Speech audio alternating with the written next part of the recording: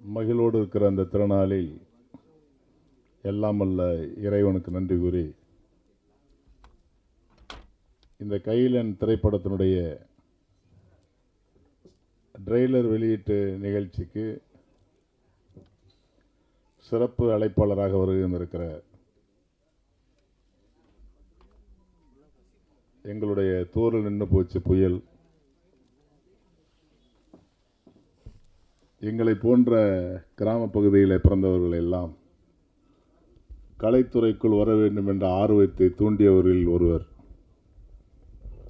எல்லோருடைய மனதிலும் நிலைத்து நிற்கக்கூடிய ஒரு கதாநாயகன், இயக்குனர், தயாரிப்பாளர் என்று பன்முகத்தன்மை கொண்ட மரியாதைக்குரிய இயக்குனர் கே. பாக்கியராஜ் அவர்களே,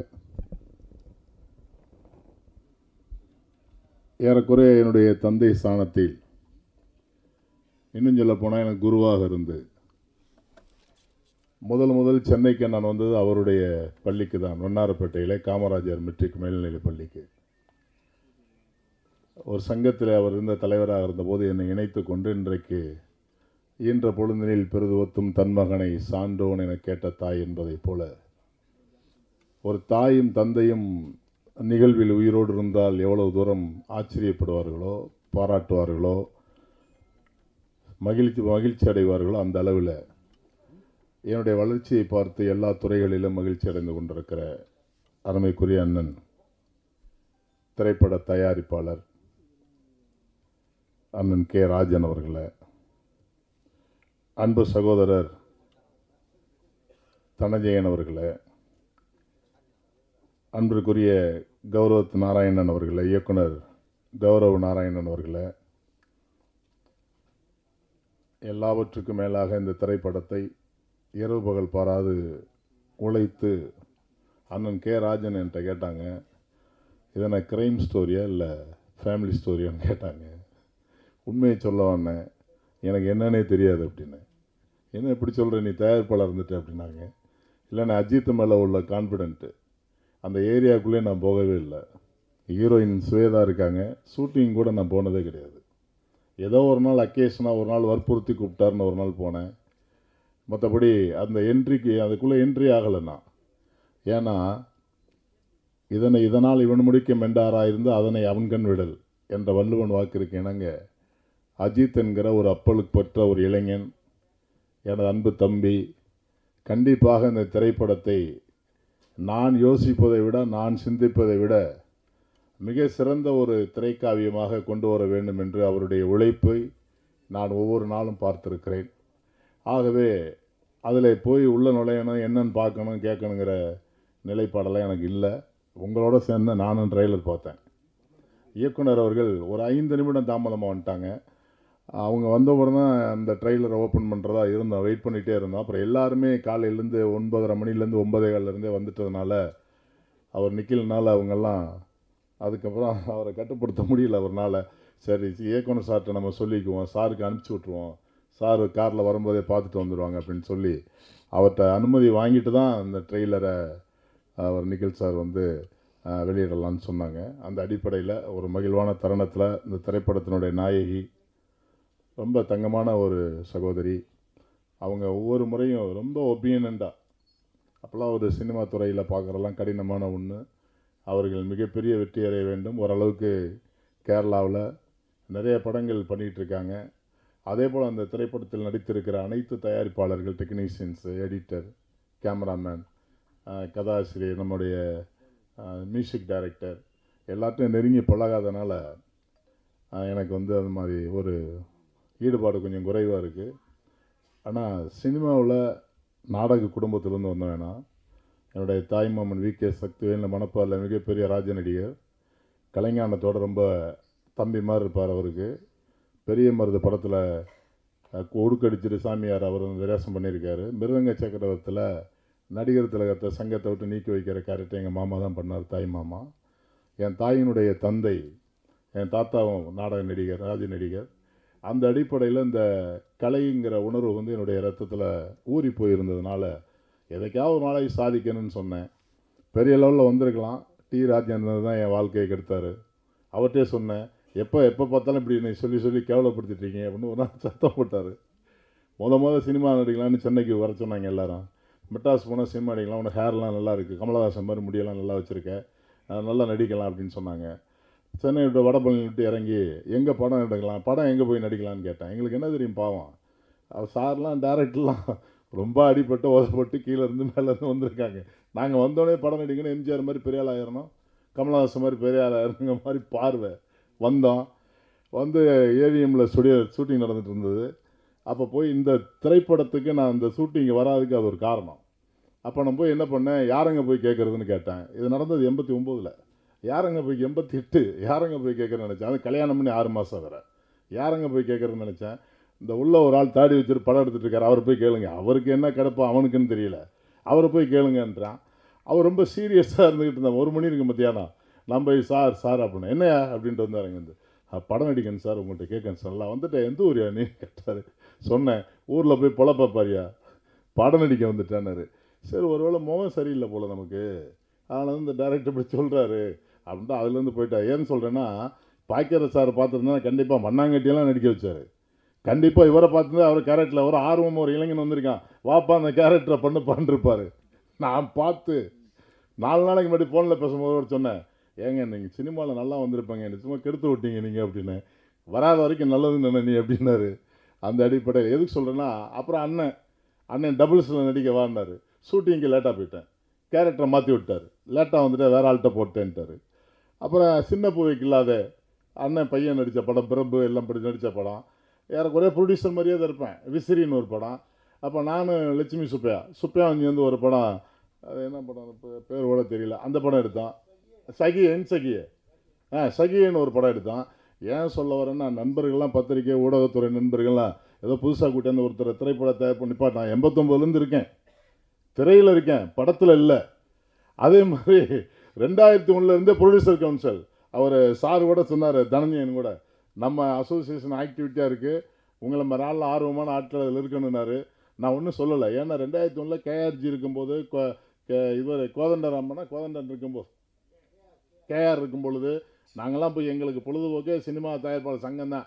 சாயந்தரம் போய் 6 மணி 7 மணிக்கு உட்காந்து 11 மணி 12 மணிக்கு அண்ணன் கார் எடுத்துகிட்டு அங்கே வண்ணாரப்பட்ட போவார், நான் கார் எடுத்துகிட்டு இங்கிட்டு சாலிகிராமம் வருவேன். அந்த அளவுக்கு ரொம்ப ஈடுபாடோடு இருந்தோம். பரவாயில்ல, இருந்தாலும் முதல்ல கால் எடுத்து வச்சுருக்கேன். உங்களுடைய பொற்பாதங்களை தொட்டு வணங்கி, இந்த திரைப்படமும் இந்த திரைப்பட தயாரிப்பாளரும் இந்த திரைப்படத்தினுடைய இயக்குனரும் இந்த திரைப்படத்தில் தன்னை ஈடுபடுத்தி கொண்டிருக்கிற எல்லா டெக்னீஷியன்ஸ் எல்லோரும், எல்லா நடிகர்களும் சிறந்து வளர வேண்டும் என்று உங்கள் வாழ்த்துக்களோடு வருகின்றிருக்கிற அனைவரையும் வருக வருக வருகவென வரவேற்று அமர்கிறேன். வணக்கம்.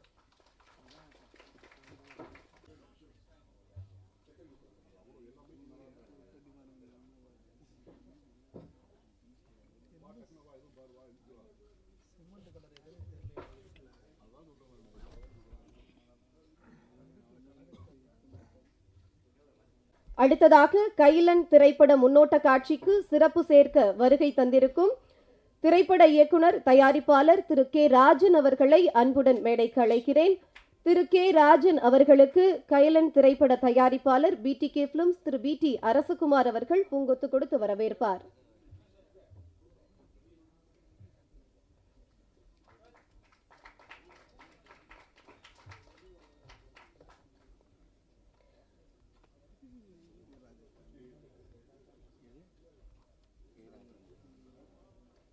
திரு கே ராஜன் சார் அவர்களுக்கு பூங்கொத்து கொடுத்து பொன்னாடை அணிவித்து சிறப்பு செய்யப்படுகிறது.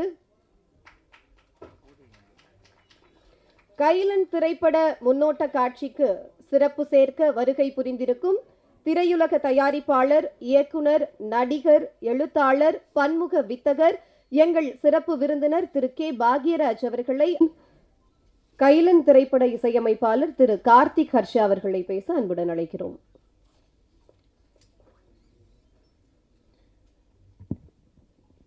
எல்லோருக்கும் வணக்கம். இந்த பிரபஞ்சத்துக்கும் என்னோட தாய் தந்தைக்கும் முதல் வணக்கத்தை தெரிவிச்சுட்டு, BTK அரசகுமார் சாருக்கு என்னோட நன்றிகள், மனமார்ந்த நன்றிகள். அப்புறம் டைரக்டர் திரு அருளாஜித் அவர்களுக்கு என்னை நம்பி இந்த ப்ராஜெக்டை கொடுத்ததுக்கு ரொம்ப ரொம்ப தேங்க்ஸ். 25th ஜூலை இந்த படம் ரிலீஸ் ஆகுது. ஸோ இந்த படத்தில் மொத்தம் ஒரு 3 பாட்டு இருக்குது. எல்லா பாட்டுமே நல்லா வந்திருக்கு. பேக்ரவுண்ட் ஸ்கோரிங் வந்து ஹரி பண்ணியிருக்காரு. ரொம்ப சூப்பராக இருந்துச்சு நீங்கள் பார்க்கும்போது ட்ரெய்லர்.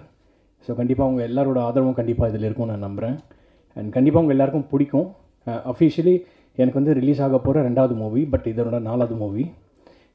ஸோ எல்லாரையும் என்கரேஜ் பண்ணி நல்லபடியாக கொண்டு வருவீங்கன்னு நம்புகிறோம். Thank you so much. நன்றி அரசகுமார் சார். கைலன் திரைப்படத்தின் எடிட்டர் திரு அஸ்வின் அவர்களை பேச அன்புடன் மேடைக்கு அழைக்கிறோம்.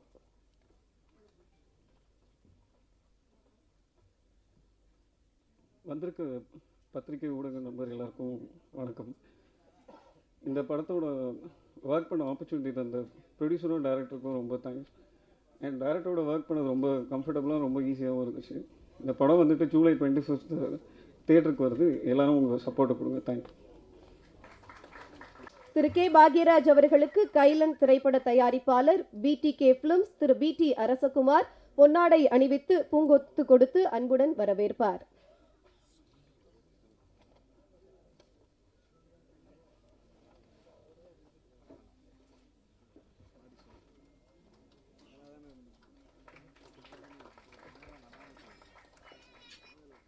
உங்கள் அனைவரையும் வரவேற்று சிறப்பு செய்ததில் மேடை மட்டுமல்ல எங்கள் உள்ளமும் நிறைந்தது. நன்றி. நன்றி அஸ்வின். கைலன் திரைப்படத்தின் கலை இயக்குனர் திரு SK அவர்களை பேச independent films and ad film maker Kailan திரைப்பட ஒளிப்பதிவாளர் திரு அமீன் அவர்களை பேச அன்புடன் அழைக்கிறோம்.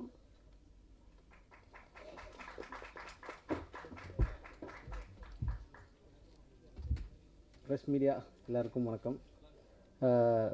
இந்த படத்தில் சான்ஸ் கொடுத்த டைரக்டர் அஜித் சார் ஒரு நன்றி சொல்லணும். ப்ரொடியூசர் சார், இது சார் சொன்ன மாதிரி செட்டுக்கு ஒரே நாள் தான் வந்தார். அதுக்கப்புறம் எந்த கேள்வி கேட்டதில்லை. ஸோ கம்ஃபர்டபுளாக மொத்த ஷூட்டும் முடித்தோம். கொஞ்சம் கஷ்டமான ஷூட்டு தான், பட் ஸ்டில் கம்ப்ளீட் பண்ணி ஒரு நல்ல பேக்கேஜாக கொடுத்துருக்கோன்னு நினைக்கிறேன். சாரை கண்டிப்பாக சந்தோஷப்படுத்துவோம். So thank you. 25th படம் ரிலீஸ் ஆகுது. கண்டிப்பாக எல்லோரும் என்ஜாய் பண்ணுவீங்க. நன்றி. இங்கு வந்திருக்கும் பத்திரிகை ஊடக நண்பர்கள் அனைவருக்கும் இனிய காலை வணக்கம். மேடையில் வீட்டிற்கும் பெரியவர்களுக்கு என்னுடைய வணக்கங்கள். இந்த விழாவுக்கு வந்ததுக்கு 2 பேர் காரணம். ஒன்று வந்து அருள் அஜித். அவர் திடீர்னு மெசேஜ் பண்ணி என்னை வந்து சொன்னார், சார் இந்த விழாவுக்கு வரணும் அப்படின்னாரு. எனக்கு திங்கட்கிழமை காலையிலனாலே நிறைய ப்ரோக்ராம்ஸ் மீட்டிங் இருக்கும். நான் சொன்னேன் இல்லைங்க வரலைங்க அப்படின்னு. அப்புறம் ஒரு கண்டென்ட் அனுப்பிச்சி விட்டார். எனக்கு ரொம்ப பிடிச்ச விஷயமே என்னென்னா, ஒருத்தர் வந்து சும்மா கூப்பிடாமல் ஒரு கண்டென்ட் வந்து இந்த கதை என்ன அப்படின்னு ஒரு பேஜ் போட்டு யாரெல்லாம் நடிக்கிறாங்கன்னு போட்டார். நான் உடனே சொன்னேன் அருள் நான் வரேன் அப்படின்னு சொன்னேன். ஏன்னா எனக்கு பிடிச்சது அந்த ஐடியா. அதாவது நான் இந்த மாதிரி ஒரு கதை எடுத்திருக்கேன், நீங்கள் வந்து இந்த விழாவில் கலந்துக்கிட்டு ட்ரெய்லர் லான்ச்சுக்கு நீங்கள் ஹெல்ப் பண்ணணும் சொல்லும்போது அந்த டிசிப்ளின், அந்த ப்ரொஃபஷனலிசம், அந்த ஒரு கமிட்மெண்ட் டு த ஃபிலிம் பிடிச்சிருந்தது. அதில் முக்கியமாக எனக்கு பிடிச்சது காஸ்ட் அண்ட் குரூவில் எடுத்த உடனே சிவதா பேர் போட்ட உடனே, சிவதா நம்ம ஹீரோயின் படம் பண்ணுறாங்களா அப்படின்னு சொல்லிட்டு நான் உடனே நான் வந்துடுறேன் அப்படின்னு சொல்லிட்டேன். ஏன்னா நான் வந்து கார்ப்பரேட் கரியரில் 25 வருஷம் இருந்து நான் முதல்ல ஆரம்பித்த படம், டிஸ்ட்ரிபியூஷன் அண்ட் மார்க்கெட்டிங் ஆரம்பித்த படம் பார்த்திங்கன்னா அது எல்லாருக்கும் சர்ப்ரைஸாக இருக்கும். நான் கடைசியாக வந்து கார்ப்பரேட் கரியரில் பண்ண படம் இறுதி சுற்று, அதாவது லாஸ்ட் அப்படின்னு சொல்லி படத்தை முடித்தேன். அது பிறகு வந்து ஒரு படம் ஏதாவது நம்ம பிஸ்னஸில் ஆரம்பிக்கலாம், நம்ம இண்டிபெண்ட்டாக படம் ஆரம்பிக்கணும் அப்படின்னு நினச்சி நான் ஒரு படம் தேடிட்டே இருக்கேன். படம் கிடைக்கல, நிறைய அமௌண்ட்டு கேட்குறாங்க அப்படின்னு வரும்போது ஒரு தயாரிப்பாளர் என்கிட்ட வந்து சார் இந்த படம் பாருங்கள் அப்படின்னு சொன்னார். சிவதா நடித்த படம். அந்த படத்தை பார்த்தோன்னே ரொம்ப பிடிச்சிருந்தது. அது வந்து ஜீரோ, அந்த படத்தினுடைய ஹீரோயின் தான் வந்து நான் சொன்னேன் இது இறுதி சுற்று படம் பண்ணிவிட்டு ஜீரோவில் ஆரம்பிக்க போகிறேன் நான் அப்படின்னு நினச்சேன். But I felt nice. நல்லது, நான் கடவுள் சொல்கிற மாதிரி தான். அதாவது இறுதி சுற்று கார்ப்பரேட் கரியெல்லாம் முடிஞ்சிச்சு தம்பி, நீ வந்து இண்டிபெண்ட்டாக ஒரு பயணம் ஆரம்பிக்கணும், ஜீரோலேருந்து ஆரம்பிக்கணும் அப்படின்னாரு. அந்த ஜீரோனுடைய ஹீரோயின் வந்து சிவதா ரொம்ப அருமையாக அந்த படத்தில் நடிச்சிருப்பாங்க. ரொம்ப பிரமாதமான ஒரு பர்ஃபார்மன்ஸ். 2016 வெளியான படம். அதுதான் எனக்கு ஒரு கரியரில் தொடக்கம் கொடுத்தது. அது பிறகு நான் இண்டிபெண்ட்டாக என்னுடைய பயணம் தொடங்குச்சு. நான் படங்கள் டிஸ்ட்ரிபியூட் பண்ணுறது, படம் எடுக்க ஆரம்பிக்கிறதுக்கெல்லாம் ஒரு காரணம். அது வரையும் கார்ப்பரேட் கரியரில் ஒரு பேக்கிங்கோடு பண்ணுறது வேறு, இதை நம்ம சொந்த காசை போட்டு புண்ணாகிறது வேறு. அந்த மாதிரி படம். ஆனால் ஜீரோ எடுத்த உடனே எனக்கு ஒரு வெற்றிகரமான படமாக அமைஞ்சுது. அந்த படம் மூலமாக எனக்கு நிறைய பிரேக் த்ரூ கிடச்சிது. அதுக்கு எல்லாத்துக்கும் நான் சிவதாக்கு நன்றி சொல்லணும். ஸோ சிவதா, உங்களுடைய பயணம் எனக்கு ரொம்ப இம்ப்ரெசிவான ஒரு பயணமாக பார்க்குறேன். இந்த கடந்த 10 வருடமாக 9 வருடமாக நான் பார்க்குறது சிவதானுடைய ஃபில்மோகிராஃபி. ஃபென்டாஸ்டிக் ஃபிலிம்ஸ் அவங்க சூஸ் பண்ணாலே சிறப்பான படமாக இருக்கும். மலையாளமாக இருந்தாலும் சரி, தமிழாக இருந்தாலும் சரி, அற்புதமான படைப்புகள் அவங்க சூஸ் பண்ணுவாங்க. இந்த படத்தில் அவங்க ப்ரொட்டகனிஸ்டாக இந்த படத்தில் நடிக்கிறதும் ஒரு ஸ்டைலிஷான கம்பீரமான ஒரு ஆஃபீஸராக நடிக்கும் போது பார்க்கறதுக்கே செம்மையான ஒரு ஹீரோயின் திருப்பி அவங்க அதே மாதிரி நடிச்சிட்டு இருக்கணும் அப்படின்னு ஆசை வருது. നിങ്ങൾക്ക് இந்த படம் மிகப்பெரிய வெற்றி அடையும். கைலன், எனக்கு வந்து ப்ரொடியூசரை வாழ்த்து சொல்லணும். சார் உங்களை மாதிரிலாம் நாங்கள் இருக்க முடியாது சார். நாங்கள் 8 மணிக்கெல்லாம் ஷூட்டிங் ஸ்பாட்டில் இருப்போம். ஷூட்டிங் ஆரம்பிச்சதா இல்லையான்னு போய் பார்ப்போம். ஏன்னா நம்ம போகலன்னா படம் ஷூட்டிங் ஆரம்பிக்காதுன்னு ஒரு பயம் இருக்கும். அண்டு 8 மணிக்கெல்லாம் ஷூட்டிங் ஸ்பாட்டில் இருந்து டைரக்டரோட, ஏன்னா எங்கூட கௌரவ் ஒர்க் பண்ணியிருக்காரு. கௌரவ் வந்து நானும் கௌரவம் சேர்ந்து ஒரு சிகரம் தொடு அப்படின்ற வெரி பியூட்டிஃபுல்லான இன்வெஸ்டிகேட்டிவ் த்ரில்லர், அவர் கரியரில் one of the best film அவர் கொடுத்தது வந்து சிகரம் தொடு படம், விக்ரம் பிரபு அவர்கள் நடித்த படம். அவருக்கு தெரியும் நான் எவ்வளோ ட்ரபிள் பண்ணுவேன்னு. பாசிட்டிவான ட்ரபிள், அதாவது காலைல 7:30 மணிக்கெல்லாம் ஷூட்டிங் ஸ்பாட்டில் இருந்துட்டு அதாவது இந்த ப்ரொடியூசர் வந்து உட்காந்துருவான், 7:30 மணிக்கெல்லாம் வந்து உட்காந்துருவான். 8 மணிக்கு ஃபஸ்ட் டேக் வைக்கலைன்னா அப்படி இப்படியே சண்டை ஆரம்பிச்சிடும். அங்கே இருக்கிற சினிமாட்டோகிராஃபருக்கு நடிகர்கள் வரலையா, யார் வரல, எதுக்கு வரல, ஏன் ஷூட்டிங் டிலே ஆகுது அப்படின்னு ஆரம்பித்து கௌரவ் ஓடிட்டே இருப்பார். இவருக்கு முன்னாடி எப்படியாவது 8 மணிக்கு ஃபஸ்ட் ஷாட் வச்சிடணும், 8 மணிக்காவது ஃபஸ்ட் ஷாட் வச்சுட்டு ஒரு 2 ஷாட் எடுத்த பிறகு பிரேக்ஃபாஸ்ட், ஒரு சின்ன பிரேக்கு, அது பிறகு 9 o'clockலேருந்து நான் ஸ்டாப். மெனி டேஸ் நான் கௌரவ் கூட ஒர்க் பண்ணும்போது நாங்கள் லஞ்ச் பிரேக் கூட எடுத்ததில்லை. அந்த மாதிரிலாம் எடுத்து ஒரு படத்தை ஷார்ட்டஸ்ட் நம்பர் ஆஃப் டேஸ், இப்படி தான் மலையாள சினிமா எடுப்பாங்க. அப்படி தான் தமிழ் சினிமாவில் நானும் கௌரவம்லாம் சேர்ந்து அந்த படம்லாம் எடுத்தோம். அந்த படம் நல்ல வெற்றி அடைஞ்ச ஒரு படம். அவருடைய ஃப்ரஸ்ட்ரேஷன் எனக்கு புரியுது. 3 வருஷமாக எப்படியெல்லாம் இங்கே கஷ்டப்படுறோம், இந்த சினிமா இண்டஸ்ட்ரி எப்படி இருக்குன்னு அவர் பேசுகிறாரு. அவர் ஒரு மிகச்சிறந்த இயக்குனர். அட் த சேம் டைம் நடுவில் டைவர்ட் ஆகி நடிகர்லாம் போனார். நான் சொன்னேன், ஐயோ ஒழுங்காக கான்சன்ட்ரேட் பண்ணியா, நல்ல டேரக்டர் அப்படின்னு சொல்லிட்டே இருக்கேன். மிகப்பெரிய நடிகர்கள் கூடலாம் படம் எடுக்க முடியும். உதயநிதி ஸ்டாலின் சாரை வச்சு ஒரு நல்ல படம்லாம் கொடுத்தாரு. நிறைய பெரிய படங்கள் பண்ணுங்கன்னு சொல்லிட்டு இருக்கேன். அவர் ரொம்ப நடிக்கிறெல்லாம் போயிட்டு கொஞ்சம் டைவர்ட் ஆகிருக்காரு. பட் இந்த படத்தை தயாரிப்பாளர் வந்து நான் ஷூட்டிங் ஸ்பாட்டே போன சொன்னோடனே அப்படியே என்னடா அது நம்மளுக்கு ஆப்போசிட்டாக ஒருத்தர் இருக்காரு, இது ரைட் அப்ரோச்சா, இது நம்ம அப்ரோச்சான்னு எனக்கு தெரியல. பட் அரசகுமார் சார், உங்களோட நம்பிக்கைக்கு கோடான கோடிகள் வாழ்த்துக்கள். அஜித், செம்ம பிரச்சனை இருக்குது, ஒழுங்கு மரியாதை நல்ல படமாக கொடுத்துருங்க. இல்லைன்னா அவர் பெரிய அரசியல்வாதி, அப்புறம் வம்பா எடுப்பது, அப்புறம் என்ன நடக்குன்னே தெரியாது. இவ்வளோ நம்பிக்கை வச்சு உங்களை பண்ணுறாருன்னா அப்புறம் வச்சு செஞ்சிடுவார். ஓகே, அதனால் நல்ல படமாக இன்னும் படம் பார்க்கலன்னு சொல்லிட்டாரு சார். எடிட்டில் பண்ணலாம் சார். சார் இல்லை எடிட்டில் பார்க்கலாம். நல்ல சிறப்பான படமாக வரணும் அஜித், அதுதான் எதிர்பார்த்துட்ருக்கோம். இப்படி ஒரு தயாரிப்பாளர் நம்பிக்கையோடு பண்ணுறதெல்லாம் பெரிய விஷயம், அதெல்லாம் வந்து வாழ்த்து சொல்லணும். அண்ட் நான் படத்துக்கு ஷூட்டிங்கே வரலன்னு சொல்லி அந்தளவு நம்பிக்கை ஒரு டைரக்டர் மேலே வச்சுருக்காரு. ஷூட்டிங் ஸ்பாட்டே வரல.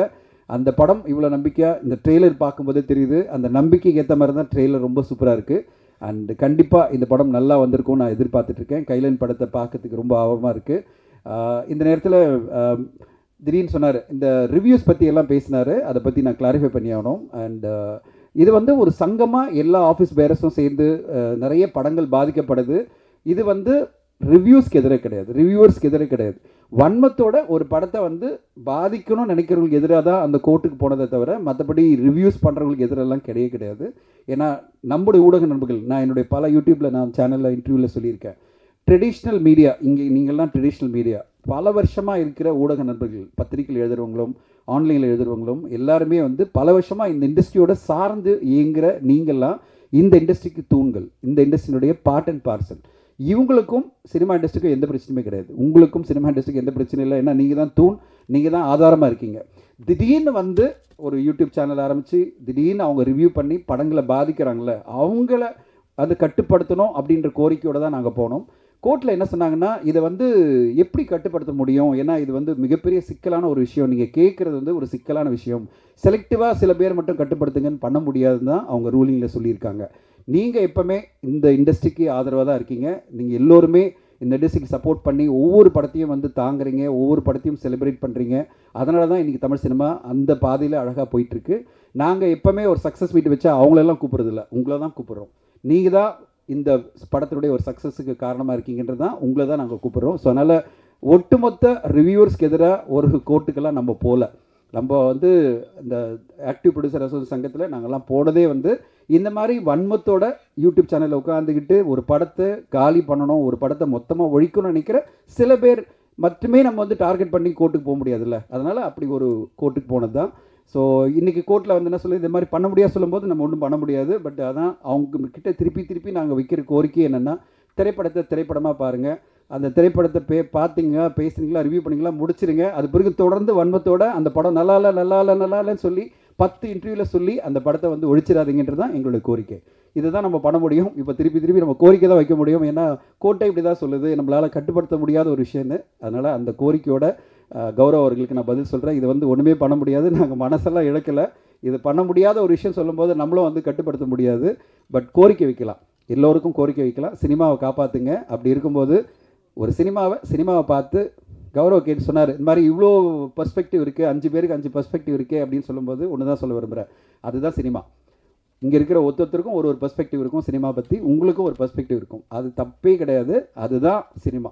சினிமா வந்து ஒட்டுமொத்தமாக எல்லாருமே ரசிக்கிறதுன்றது ரொம்ப ரேராக நடக்கும். அதனால தான் சில படங்கள் வெற்றி அடையுது. கடந்த வாரம் வந்த படங்களில் பார்த்தீங்கன்னா மார்கன் அப்படின்ற படம் மிகப்பெரிய லெவலில் ரெஸ்பான்ஸ் வந்துட்டுருக்கு. அதுக்கு முன்னாடி வந்த படத்தில் பார்த்தீங்கன்னா டிஎன்ஏ படத்துக்கு மிகப்பெரிய ரெஸ்பான்ஸ். அதுக்கு முன்னாடி நம்ம எல்லாருமே பேசுகிறது குடும்பஸ்தன் சொல்கிறோம், டூரிஸ்ட் ஃபேமிலி சொல்கிறோம். ஸோ ஒரு திரைப்படம் பல பேருக்கு பரவலாக பிடிச்சிருச்சுன்னா, எல்லாருக்கும் பிடிக்கணும் அவசியம் இல்லை, பல பேருக்கு பரவலாக பிடிச்சிச்சுன்னா அந்த படம் கண்டிப்பாக வெற்றி அடையும். அப்படிப்பட்ட ஒரு வெற்றியை நோக்கி தான் எல்லோருமே தயாரிப்பாளர்கள்லாம் உழைச்சிட்ருக்கோம். இந்த படமும் அதே மாதிரி ஒரு பரவலான மக்களுக்கும் போய் சேர்கிற மாதிரி ஒரு நல்ல படைப்பாக வரும்னு காத்திருக்கிறேன். ஸோ உங்கள் எல்லோருடைய சப்போர்ட்டும் இந்த படத்துக்கு கிடைக்கும்னு எதிர்பார்த்து, thank you so much for the opportunity. Thank you, நன்றி. நன்றி தனஞ்சயன் சார். முன்னாள் சின்னத்திரையின் செல்லப்பிள்ளை, இந்நாள் தமிழ் சினிமாவின் சின்னத்தம்பி நடிகர் பிரஜன் அவர்களை பேச அன்புடன் அழைக்கிறோம். திரைப்பட இசையமைப்பாளர் திரு ஹரி அவர்களை பேச அன்புடன் அழைக்கிறோம்.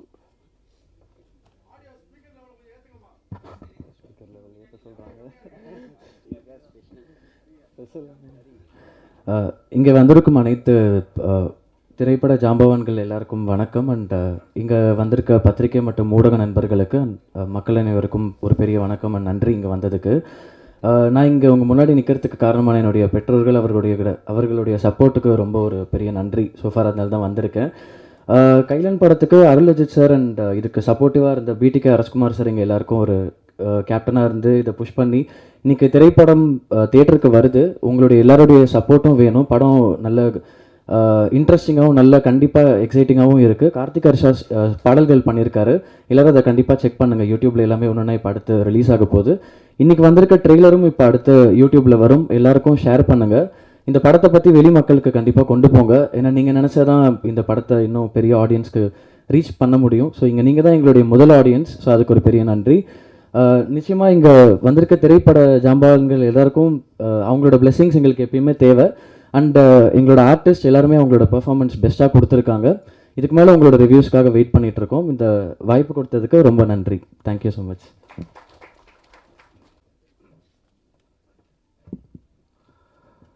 ப்ரெஸ் மீடியா நண்பர்கள் எல்லாருக்கும் வணக்கம்.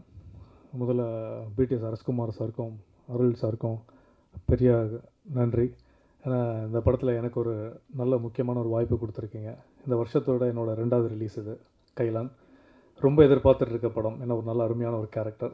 அதுக்கு அரசகுமார் சாருக்கும் அருள் சாருக்கும் பெரிய நன்றிகள். மேடையில் வந்திருக்க எல்லாருக்குமே ஜாம்பவான்களுக்கு முதல் கண் வணக்கம். ஒரு நல்ல கேரக்டர் கைலான், நல்ல படம் எதிர்பார்த்துட்ருக்கேன். கூட சீக்கிரம் நான் கேட்டுட்டு அஜித் சார் எப்போவுமே, சார் எப்போ சார் ரிலீஸ், எப்போ ரிலீஸ்னு. வந்துடும் கண்டிப்பாக வந்துடும்னு. இப்போது கௌரவ் சார் சொன்ன மாதிரியும் தனஞ்சய் சார் சொன்ன மாதிரியும் ஒரு படம் எடுத்து படம் கொண்டு வந்து திரை கொண்டு வந்து அந்த போராட்டங்கள் மிகப்பெரிய போராட்டமாக இருக்குது. அது எவ்வளோ வருஷமானாலும் கண்டென்ட் ஜெயிக்குன்றது 100% உறுதி. ஆனால் என்ன நல்ல கண்டென்ட் நம்ம கொடுத்தாலுமே ப்ரொடியூசர் ஒரு படம் பின்னாடி வட்டிக்கு வாங்கி படம் வந்து எடுத்து ப்ரொடக்ஷன் பண்ணி படம் ரிலீஸ் பண்ணுறதுக்குள்ளே அது ஒரு வருஷம் ஆகுது, 2 வருஷம் ஆகுது, அதுக்கு வட்டி வருது. எனக்கு எல்லாமே ப்ரீ ப்ரொடக்ஷன் போஸ்ட் ப்ரொடக்ஷன் உட்காந்து என்ன தான் நம்ம ஸ்கெட்சு போட்டாலுமே பப்ளிசிட்டிக்கு ஒரு விஷயத்தை கோட்டை விட்டுறாங்க நிறைய படங்கள். அதில் தான் நிறைய படங்கள் அடிபடுது. கண்டென்ட்டாக வந்தாலும் இல்லை வேர்ட் ஆஃப் மவுத்தில் படம் ஜெயிக்கணும். அது ஒரு 100 படங்களில் 2-3 படங்கள் ஏற்படும். ஸோ அதே மாதிரி ஒரு நல்ல படங்கள் அமைஞ்சிருக்கு. ஸோ அதில் இந்த லிஸ்ட்டில் வந்து கைலான் கண்டிப்பாக இருக்குது. ஸோ ஹரி அவர் மற்றும் ஹர்ஷா, எடிட்டர் அஸ்வின் அவர்கள் எல்லாருமே இதில் நடித்த நிறைய பேருக்கு வந்து அருள் சார் வந்து நிறைய புதுமுகங்களுக்கு ஸ்ட்ராங்கான கேரக்டர்ஸ் கொடுத்துருக்காங்க. ஸோ ரொம்ப சந்தோஷம். என்ன நடந்தாலும் எவ்வளோ படங்கள் வந்தாலும் அஜித் சார் எவ்வளோ படங்கள் நடித்தாலும் டைரக்ட் பண்ணாலும் சரி, இது மாதிரி அப்கமிங் நிறைய ஆக்டர்ஸ்க்கு நிறைய கதாபாத்திரங்கள் கொடுக்கணும். ஸோ வேண்டிகிட்ருக்கோம். அப்புறம் சிவதா அவர்களுக்கு ஸ்பெஷல் கங்க்ராச்சுலேஷன்ஸ். ஏன்னா நிறைய படங்கள் வந்து அவங்க தேர்ந்தெடுத்து நடிக்கிறாங்க. ஸோ அதில் இந்த படங்கள் வந்து வித்தியாசமான படமாக வரட்டும். ஏன்னா நாங்கள் எல்லாமே இந்த கூட்ஸ் ட்ரெயின் மாதிரி ஃபாலோ பண்ணிட்டு வரோம். இந்த படம் ஜெயிச்சா நிறைய பேர் அவருக்கும் நிறைய ப்ரொடக்ஷன் கம்பெனி வரும், எங்களுக்கும் நல்ல வாய்ப்புகள் அமையும். ஸோ ரொம்ப சந்தோஷமாக இருக்குது.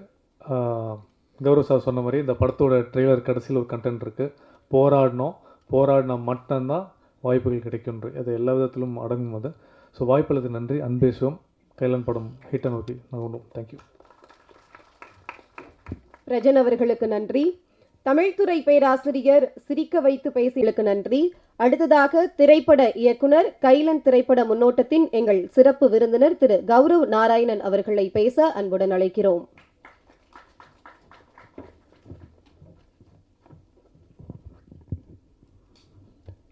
அனைவருக்கும் வணக்கம். மேடையில் விற்றிருக்கும் என் குடும்பத்தாருக்கும் கீழே விற்றிருக்கும் குடும்பத்தை பாதுகாப்பவர்களுக்கும் கோடான கோடி நன்றியோடு வணக்கம். இந்த படத்தோட ட்ரெய்லரில் கடைசி ஒரு சேயிங்ஸ் வரும், போராடினா தான் எல்லாமே கிடைக்கும்னு. இங்கே சினிமாவில் ஒரு கதையை க்ரியேட் பண்ணுறதுக்கு போராடணும், அந்த போராட்டத்தோட அந்த கதைக்கு ஒரு ஹீரோ பிடிக்கிறதுக்கு போராடணும், அதோட அதை வெளியே கொண்டுறதுக்கு ஒரு ப்ரொடியூசர் பிடிக்கிறதுக்கு போராடணும், இதெல்லாம் போராடி ஒரு ரிலீஸ் டேட்டுக்கு ஒரு போராடணும், அதுவும் போராடி கடைசியில் தேட்டருக்கு வரும்போது எல்லா பேருமே மார்க் போட ஆரம்பிச்சிடுறாங்க. இங்கே இருக்கிற எங்கள் குடும்பத்துக்காரங்க மார்க் போடும்போது அதை நாங்கள் ரொம்ப மதிக்கிறோம், அதை ரொம்ப ரொம்ப ரொம்ப வரவேற்கிறோம்.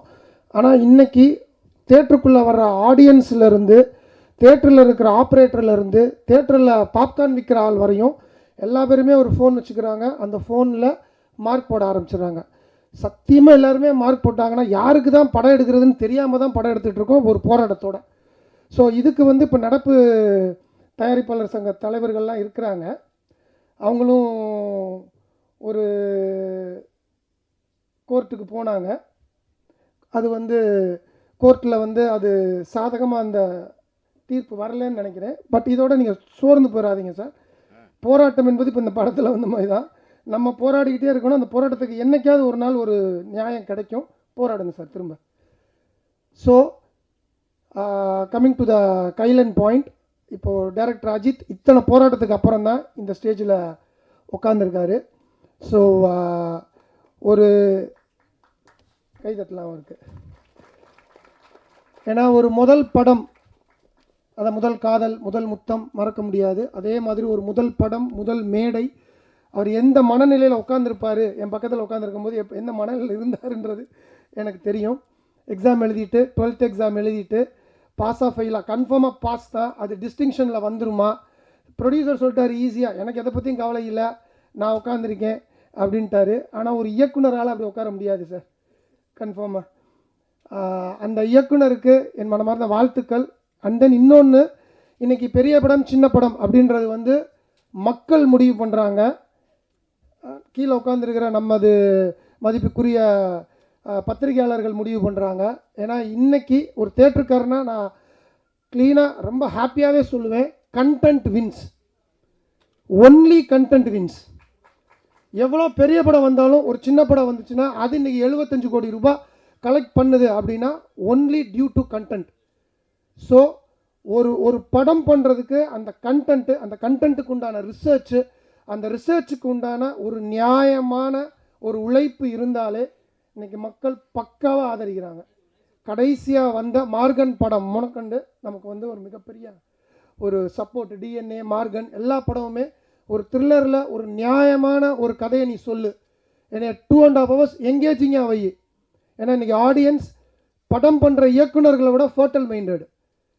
நீ ஃபஸ்ட்டு சீன் ஆரம்பிக்கும் போதே 13வது ஃபஸ்ட்டு ரீல் ஆரம்பிக்கும் போதே 13வது ரீல் தாண்டா வரப்போகுதுன்றது அவங்களுக்கு தெரிஞ்சிருது. ஸோ இன்றைக்கி படம் பார்க்குற ஆடியன்ஸை டேக் இட் ஃபார் கிராண்டடாக எந்த டைரக்டர் நினைக்கிறாரோ அவர் வீட்டுக்கு போயிடலாம்.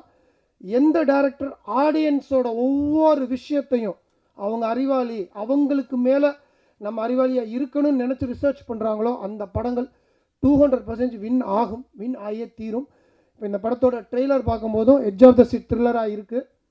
ஸோ இந்த த்ரில்லர் மீனிங்ஃபுல் த்ரில்லராக இருக்கும் பட்சத்தில் 200% இந்த படம் கன்ஃபார்மாக சக்ஸஸ் ஆகும். அஜித்தோட நல்ல மனசுக்கு ஆகணும். இன்னொரு விஷயம், அஜித் எனக்கு ஃபேமிலி மாதிரி. ஏன்னா எங்கள் அக்காவோட படிக்கிறவர், அவர் படித்தவர், ஸோ என்னோடய ஃபேமிலிக்குள்ளே இருக்கிற ஒருத்தர் மாதிரி தான். அவர் படம் ஜெயிச்சிச்சுன்னா நான் ஜெயித்த மாதிரி ஒரு ரொம்ப சந்தோஷப்படுவேன்.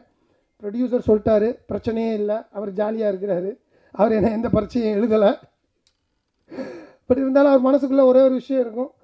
படம் ரிலீஸ் ஆகும்போது டிசிஆர்னு ஒன்று வரும், அதுதான் சார் உங்களோட எக்ஸாம் பேப்பர்.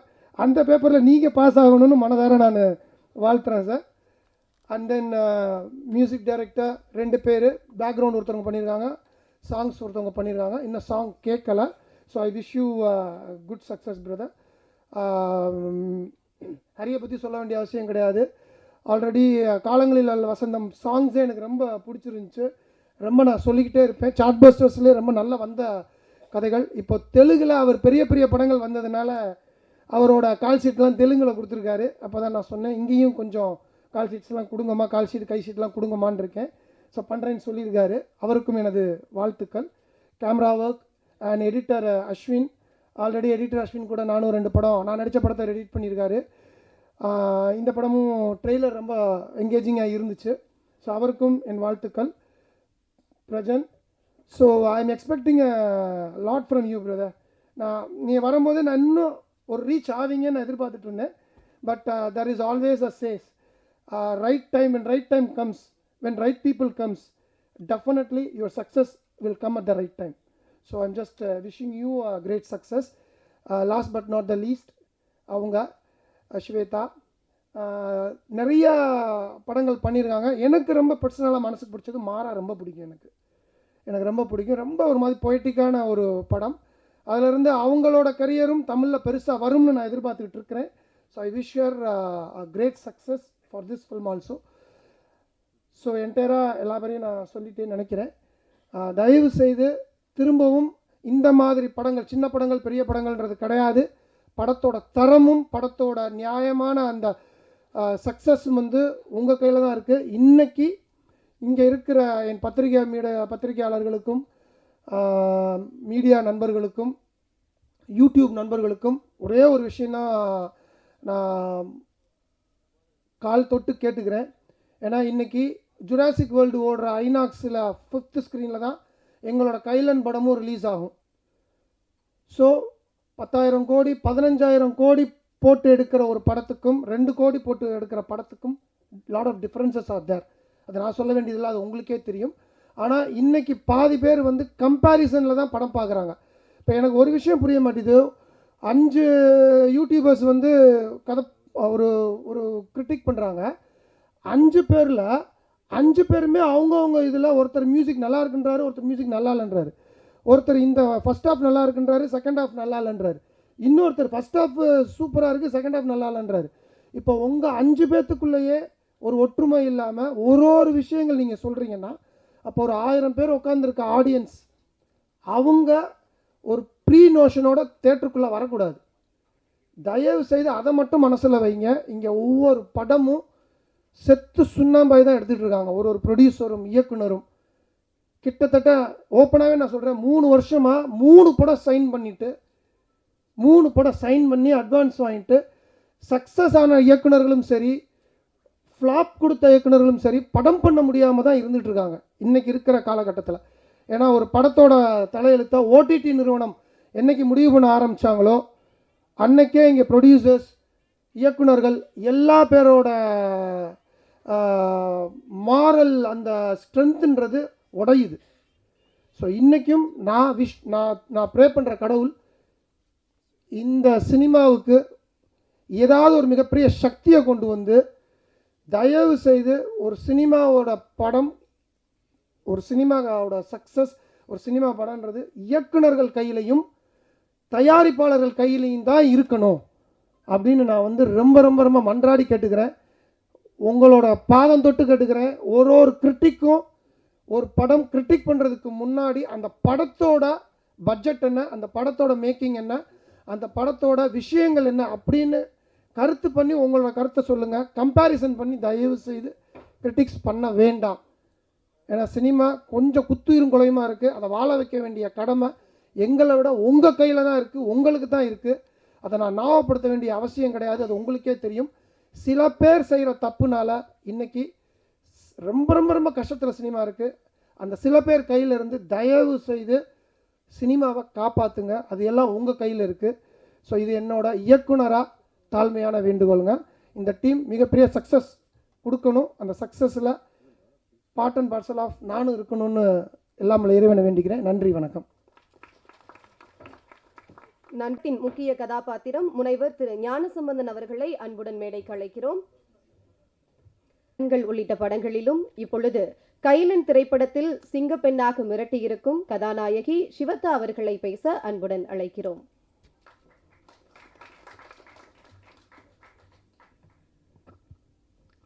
ஸ்ரீ குருபியோ நமஹா. அனைவருக்கும் வணக்கம். என்னோட முதல் படம் நெடுஞ்சாயிலேருந்து இப்போ கைலன் வரைக்கும் வருஷத்துக்கு ஒரு படம் தான் பண்ணுறேன். பட் ஸ்டில் எனக்கு நீங்கள் கொடுக்குற இந்த ப்ரெஸ் அண்ட் மீடியா நீங்கள் கொடுக்குற அந்த ஒரு சப்போர்ட் ரொம்ப பெருசு. And I mean it. So இந்த படத்துக்கும் இந்த கைலன் திரைப்படத்துக்கும் எங்களோட காஸ்ட்டுக்கும் இந்த க்ரூவுக்கும் இந்த ஒரு படத்துக்கும் உங்களோட எல்லாரோடையும் சப்போர்ட் இருக்கும்னு அந்த ஒரு நம்பிக்கையோட தான் இப்போ நான் இந்த மேடையில் நின்றுட்டுருக்கேன். இந்த படம் வெளியில் வரும்போது எல்லோரும் சொன்னாங்க, மேடையில் பேசும்போது சொன்னாங்க, like there is a pain behind every ரிலீஸ்னு. I've seen a director struggle for it. நம்ம ப்ரொடியூசர் அவ்வளோ சப்போர்ட் பண்ணி I've seen them struggle for it. So இந்த ஒரு ஸ்ட்ரகிள், இதோட பெயின் அதோட ரிலீஸ் ஆகும்போது அது மிகப்பெரிய வெற்றியாக இருக்கும்னு நம்புகிறேன். ஸோ ஆஸ் யூஷுவல் தான் உங்ககிட்ட ஒரு ரிக்வெஸ்ட் தான் இருக்குது.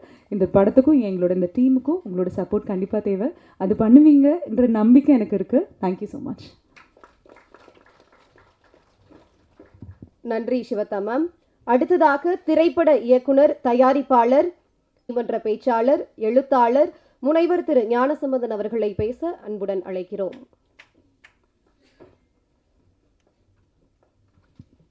இப்படி சொன்ன உடனே கைதட்டுவாங்க எங்கள் ஊரில் எல்லாம். நீங்கள் ரொம்ப அமைதியாக இருந்து எங்களை பயமுறுத்திக்கிட்டு இருக்கீங்க. அது காரணம் என்ன அப்படின்னா, முன்னெல்லாம் நிறைய கூட்டங்களுக்கு போவோம், கைதட்டுவோம், சிரிப்பாக எல்லாம் பண்ணுவோம். இப்போ டிவியாக பார்த்துக்கிட்டே இருக்கிறதுனால வீட்டுக்குள்ளே உட்காந்து கைதட்ட முடியாது, விசில் அடிக்க முடியாது, என்னவும் பண்ண முடியாது. அப்படியே என்ன ஆகிட்டோம்னா ஃப்ரீஸ் ஆகி உட்காந்துருக்குறோம். அனைவருக்கும் வணக்கம். உங்களுக்கு தான் முதல் வணக்கம். உங்களுக்கு சொன்ன உடனே 2-3 கைதட்டு சத்தம் கேட்டது, மிக்க நன்றி. இந்த அருமையான படத்தில் புதுமுகங்கள் நிறையா நடிச்சிருக்காங்கன்னு சொன்னாங்க. நானும் புதுமுகம் தான். நான் இடத்தால் விருமாண்டியில் கமல் சார் அவர்கள் திரைக்கதை எழுதுகிறப்ப நான் அதில் அந்த கதை சொல்கிறதுக்கு மதுரை மொழிக்காக நான் வந்தேன். திடீர்னு நீங்கள் நடிக்கிறீங்களான்னு கேட்டார். நான் நடிக்க போனேன். ஏன்னா அது மாடு பிடிக்கிற படம். நான் பாட்டுக்கு சரின்னு சொல்லி, நீ 2 மாட்டை பிடினா நம்ம கதி என்ன, நம்ம சிலபஸ்லேயே கிடையாது அதெல்லாம். நான் பயப்படுறதை பார்த்துட்டு அவர் சொன்னார், கவலைப்படாதீங்க, நான் மாட்டை பிடிக்கிறேன், நீங்கள் எப்போ உங்களை மைக்க பிடிங்கன்னாரு. பட் அந்த டீலிங் எனக்கு ரொம்ப பிடிச்சிருந்தது, ஒத்துக்கிட்டேன். இன்றைக்கி வரைக்கும் ஒரு 50 வரைக்கும் சார், பேக்கராஜ் சார் 50 படம் வரைக்கும் வந்துட்டேன். அவருக்கு சிரிப்பு வருது. ஏன்னா நானும் அவரு இப்போ தான் ஒரு வெப்சீரிஸில் நடிச்சுட்டு வந்தான். இதில் எனக்கு என்ன பெரிய மகிழ்ச்சி அப்படின்னா, எனக்கு பிடிச்ச கதை, எனக்கு பிடிச்ச அந்த பாத்திரம், அது மட்டுமே எனக்கு ஒத்து வரும்னு நான் சொல்லிடுவேன். அதுபோல் இதில் என்ன அவங்க கூப்பிட்டு அந்த சொன்ன விஷயங்களும், இயக்குனர் அவர்கள், தயாரிப்பாளர், கூட நடித்தவங்க எல்லாருமே என்னை அவ்வளவு அருமையாக பார்த்துக்கிட்டாங்க. சொந்த வீட்டில் இருக்கிற மாதிரியான ஒரு சந்தோஷம் எனக்கு இருந்தது. உண்மையிலேயே இதில் சொல்லப்பட்டிருக்க மாதிரியான இந்த செய்தியெல்லாம் பார்த்துக்கிட்டே வந்தேன். அதுலேயும் நம்முடைய கௌரவ நாராயணன் அவர்கள் பேசிக்கிட்டு இருக்கப்போ தான் உள்ளே வந்தேன். நான் மதுரைக்காரர் தான், எங்கள் தம்பி. அவர் சொன்ன அந்த விஷயங்களெல்லாம் கேட்டு நானும் ரொம்ப வியப்படைஞ்சேன். ஏன்னா நான் திரைப்படம் மட்டுமல்ல, என்னுடைய யூடியூப் சேனலும் இருக்குது. நான் முதல்ல சினிமா ரசிகன். அதனால் நான் எந்த ஒரு இதையுமே காயப்படுத்தக்கூடாதுன்னு நினைக்கிறக்கூடிய ஆள்.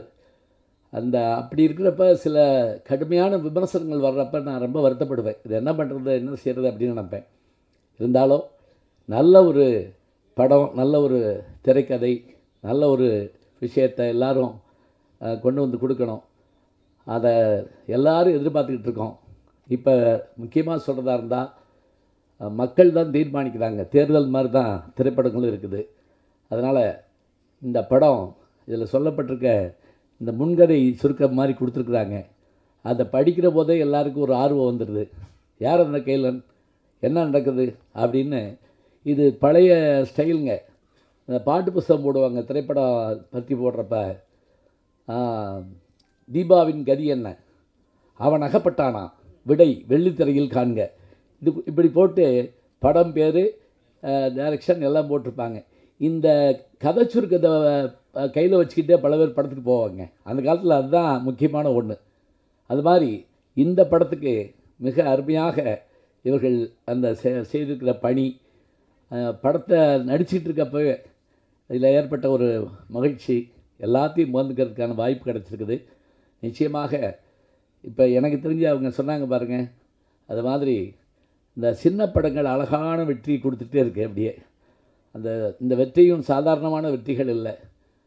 அதுலேயும் டூரிஸ்ட் ஃபேமிலி, அதை நான் விமர்சனம் பண்ணியிருந்த பார்த்து சசிகுமார் சார் வந்து எனக்கு ஒரு பேட்டியே கொடுத்தாரு என்னுடைய யூடியூப் சேனலில் வந்து. அது எதுக்காக அப்படின்னா, நல்ல விஷயத்தை நம்ம பாராட்டணும், அதே சமயத்தில் யாரையும் பாதிச்சிடவும் கூடாது. மோசமானது அது ரொம்ப மோசமானது இதை சொல்கிறது பெரிய விஷயம் இல்லைங்க. அது ஒரு நிமிஷம் அது நின்று பார்த்தா தான் அந்த கஷ்டம் என்னான்னு தெரியும். அதனால தான் நான் அடிக்கடி சொல்லுவேன், பேசுகிறது ரொம்ப ஈஸின்னு நினைப்பாங்க. எந்திரின்னா நெஞ்சு வலி வந்துடும் சில பேருக்கு. இல்லைன்னா வெறும் ஃபோன் எடுத்து வச்சு அப்படின்ட்டு கிளம்பி போய்கிட்டு இருப்பாங்க. அந்த கஷ்டம் அதுக்கு தான். இப்போ இந்த போடியமே எதுக்குன்னா நடுக்கம் வெளியே தெரியாமல் இருக்கத்தான் பிடிச்சிக்கிட்டு நிற்கிறோம் அப்படியே. அதெல்லாம் நமக்கு தெரியும். அதுபோல் திரைப்படத்துலேயும் அவங்க நடிக்கிறதுக்கும் எடுக்கிறதுக்கும் எத்தனை கஷ்டங்களை பட்டிருப்பாங்க. இதெல்லாம் நம்ம பார்க்குறோம். எல்லாத்தையும் தாண்டி ஒரு படம் ரிலீஸ் ஆகிறதும், அந்த படம் வெற்றி அடைகிறதும், அதில் யாரும் கெட்ட படம் எடுக்கிறது இல்லைங்க. இந்த படம் ஓடவே கூட அப்படி யாரும் எடுக்க மாட்டாங்க. ஓடணும் தான் எடுக்கிறாங்க. அது என்னமோ சில நேரங்களில் சூழல் அப்படிலாம் இருக்கலாம். இருந்தாலும் நம்ம வெற்றியை நோக்கி நகருவோம். வெற்றிக்கான முயற்சி எல்லாமே செஞ்சிட்டோம். இந்த சில பேர் சொல்கிறாங்கள, நல்லா தான் எழுதியிருக்கேன், ஒன்றும் கவலை இல்லை அப்படிம்பாங்க. அதே மாதிரி நல்லா உழைச்சிருக்கோம், அதுக்கான வெற்றி நமக்கு கட்டாயம் கிடைக்கும். அந்த விடையை நீங்கள் தான் தரப்போகிறீர்கள். நன்றி, வணக்கம். நன்றி சார். மலையாளத்தில் அறிமுகமாகி தமிழில் கைலன் திரைப்படத்தின் முக்கிய கதாபாத்திரம் திரு அபிஷேக்.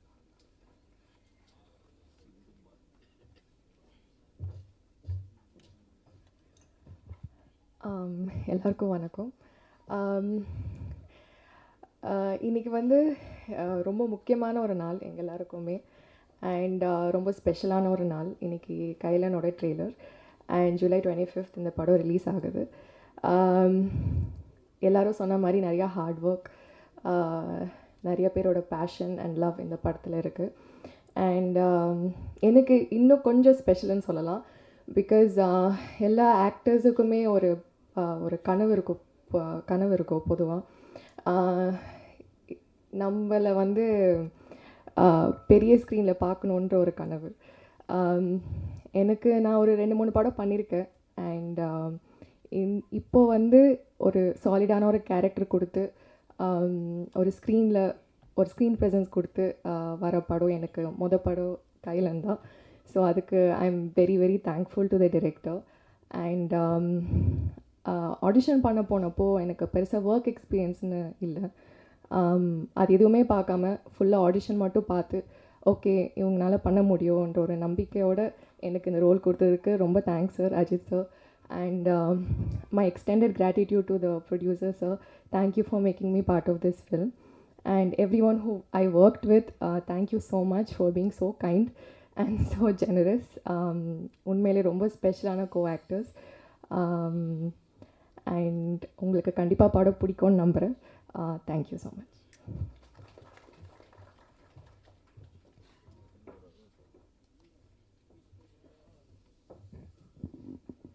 ஒன்றும் இல்லை, இருக்கும் பெரியவங்க அத்தனை பேருக்குமே வணக்கத்தை சொல்லிக்கிறோம். பத்திரிகை நண்பர்கள் அனைவருக்கும் வணக்கம். இந்த படம் வந்து வாய்ப்புகள் வந்து எல்லாருமே எல்லா இயக்குநர்களும் கொடுக்குறாங்க. ஒவ்வொரு கட்டத்திலையும் அடுத்த கட்ட நகர்வுகளுக்காக எங்களை போன்ற நடிகர்கள் முயற்சி பண்ணிகிட்ருக்கோம். வாய்ப்பு கிடைச்சதுக்கப்புறம் நிறைய பேர் சூழ்நிலைகள் மாறுறாங்கலாம் சொல்கிறாங்க. இன்றைக்கு வரைக்கும் அந்த இயக்குனர் சார் வந்து மிகப்பெரிய ஒரு நன்றி சொல்லணும். எத்தனையோ கஷ்டங்கள் இருந்தாலும் ஒவ்வொரு நேரமும் அந்த படத்தை செதுக்கிட்டு இந்த மாதிரி தான் சொல்லிட்டு அவ்வளோ இந்த படத்துக்கு யூனிட்டியாக வந்து இந்த டீம் ஆக்டிங்கில் இருந்த டீம், இந்த மேடம்லாம் கேரளா போவாங்க, திருப்பி உடனே வரணும் அப்படின்னா அந்த டீம் ஒர்க் பண்ணாங்க. எல்லாருமே அதை வந்து நாங்கள் பார்த்தோம்.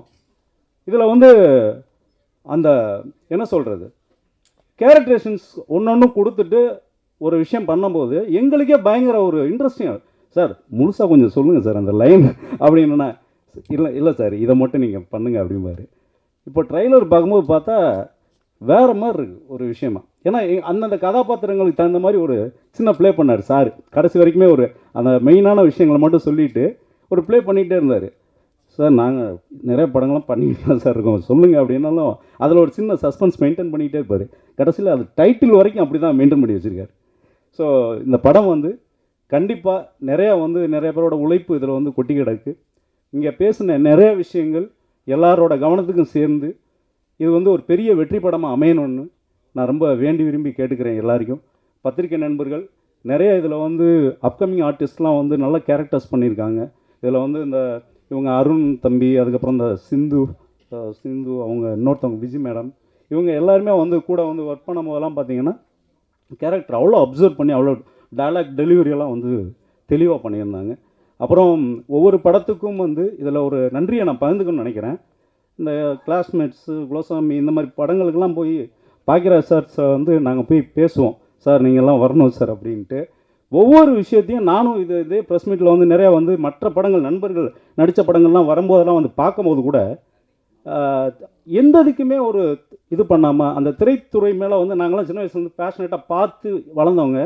அங்கே போய் நேரில் வீட்டில் பேசினாலும் சரி, இங்கே வந்து பேசினாலும் சரி, அதே அன்போட எல்லா பேரும் வளரணும்னு நினச்சி அந்த இன்றைக்கும் அந்த ஈடுபாடு குறையாமல் வந்து பண்ணும்போது, சார் உங்களை பார்த்து இங்கே இருக்கிறவங்கெல்லாம் பார்த்து அடுத்தடுத்த தலைமுறைகளுக்கு வர்றவங்களுக்கும் எங்களால் முடிஞ்ச எல்லா விஷயத்தையும் நாங்களும் சப்போர்ட் பண்ணுவோம் சார் வளர்ந்து வரும்போது.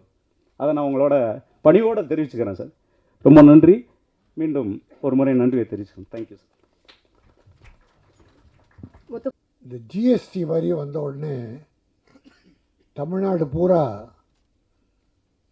இந்தியா பூரா, வேறு எந்த மாநிலத்திலும் 8% டேக்ஸ் கேளிக்கை வரின்னு தமிழ்நாட்டில் மட்டும்தான் போட்டாங்க.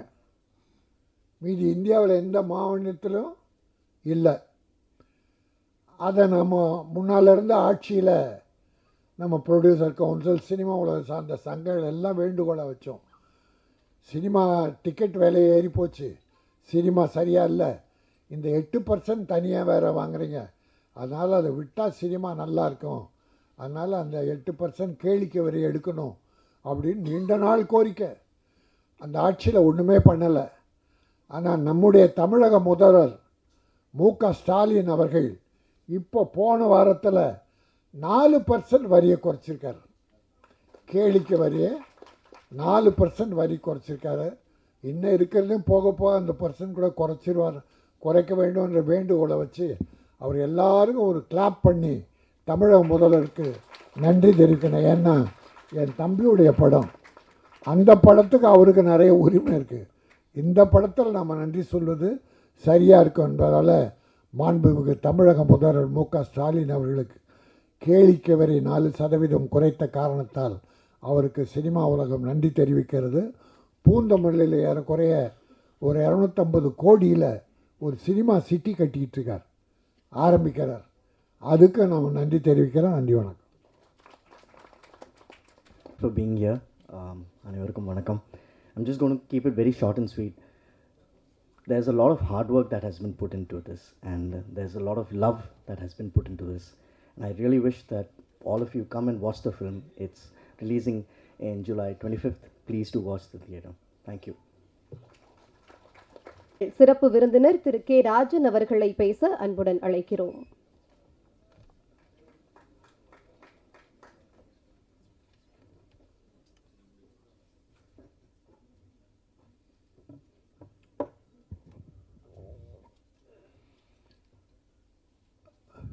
எல்லோருக்கும் வணக்கம். நாங்கள் ஏறக்குறைய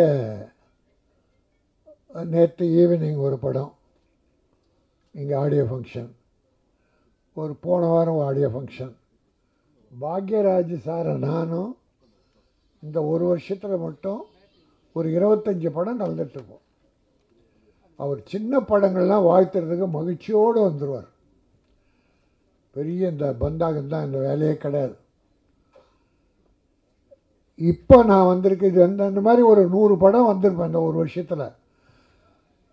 என்னுடைய சகோதரர்கள், நண்பர்கள், சக தயாரிப்பாளர்கள் வாழ்த்து கூப்பிடும்போது ஆழ் மனதிலிருந்து வாழ்த்தி இந்த படம் வெற்றி பெறணும் அப்படின்னு வாழ்த்துவோம். ஆனால் இந்த படம் என்னன்னா அது என் படம். கையிலன் என்பது என் சொந்த படம், என் புள்ள தயாரித்த படம். அவன் ஏறக்குறைய 1991 என் வீட்டுக்கு ஸ்கூலுக்கு வந்தான். வண்ணாரப்பேட்டையில காமராஜ் மெட்ரிகுலேஷன் ஸ்கூல்னு ஒன்று நடத்துகிறேன். அப்போ தமிழ்நாடு மெட்ரிகுலேஷன் ஸ்கூல்ஸுடைய தலைவர் ஒரு தம்பி திடீர்னு ஒரு 12:45 1 மணி இருக்கும், மீட்டிங் முடிக்கிறோம், ஜனகணமனதி பாட நிற்கிறோம். ஜனன்னு ஆரம்பித்த உடனே சார் சார் ஒரு நிமிஷம்னு குரல் பார்த்தா விடான்னு இன்றைக்கி ஒரு மாதிரியாக இருக்காரு. அன்னைக்கு காத்தடிச்சா விழுந்துருவான். ஒரு 22 23 வயசு இருக்கும். அப்போ என்னப்பா நான் புதுக்கோட்டையிலேருந்து வர்றேன், அங்கே நர்சரி ஸ்கூல் நடத்துகிறேன், நான் சங்கத்தில் சேர்ந்து பண்ணோம்னா அந்த செக்ரட்டரி என்ன பண்ணார், தேசிய பாட போகிறோம் நிறுத்தி உட்காருங்க அப்படின்னார். நான் சொன்னேன் இருப்பா, ஒரு புள்ள புதுக்கோட்டையிலேருந்து வந்திருக்கு, பஸ் ஏறி எவ்வளோ சிரமப்பட்டு எவ்வளோ ஆர்வம் வந்திருக்கான், ஜனகணமன பாடினான்னா அந்த தம்பி பேசிட்டு அப்புறம் பாடலாம் அப்படின்னு தம்பியை பேச விட்டா தீப்பொறி மாதிரி பறந்துட்டான். பேச்சு தீப்பொறி மாதிரி பறந்துடுச்சு. அன்னைக்கு வச்ச இவன் சாதாரண ஆள் இல்லை, பெரிய ஆள். அதிலிருந்து முயற்சி உழைப்பின் சிகரம் அவன். இன்றைக்கி படம் எடுத்துகிட்டு நம்பிக்கையோட டைரக்டர் கையில் கொடுத்துட்டான்னா, என் சகோதரர் தனஞ்சயன் கூட சொன்னார், அவனுக்கு ஈக்குவலாக ஒரு மனுஷன் வர முடியாது சார். தைரியத்தில் திராவிட வறுமையில் வாடி வளர்ந்து கொஞ்சம் பணம் சேர்த்த உடனே கொஞ்சம் தான் திராவிட விழிப்புணர்ச்சி கழகம் ஒரு கட்சி ஆரம்பிச்சிட்டான். நர்சரி ஸ்கூல் ஒரு பக்கம், ஒரு கட்சி ஒரு பக்கம், செலவு அப்படி ஒரு செலவு முடிச்சுட்டு அதுக்கப்புறம் நான் தான் சொன்னேன், தம்பி வேணாம், கட்சி தனியாக நடத்தாத, ஒரு கட்சியில் போய் சேர்ந்துரு, இருக்கிற கட்சியில்னு சொல்லி பாரதிய ஜனதாவில் சேர்த்து விட்டேன். மயிலாப்பூரில் ஒரு விழா நடத்தி அதில் ஜாயின் பண்ணான், இணைப்பு, கட்சி இணைப்பு. பிறகு பாரதிய ஜனதாவில் துணைத் தலைவர் கொடுத்துட்டாங்க. இன்ட்ரெஸ்டிங்காக இருக்கும், அதனால் சொல்கிறேன். அவன் ஒரு பெரிய கேரக்டர், தஞ்சையன் ஒரு பியூட்டிஃபுல் கேரக்டர். அவன் சாதாரண ஆள் இல்லை. பாரதிய ஜனதாவில் வேகமாக இருந்து எல்லாரோட நல்லா பேர் எடுத்துகிட்டே வந்தான். புதுக்கோட்டையில் ஒரு கல்யாணம், பாரதிய ஜனதாவின் துணைத் தலைவராக இவரை கூப்பிடுறாங்க.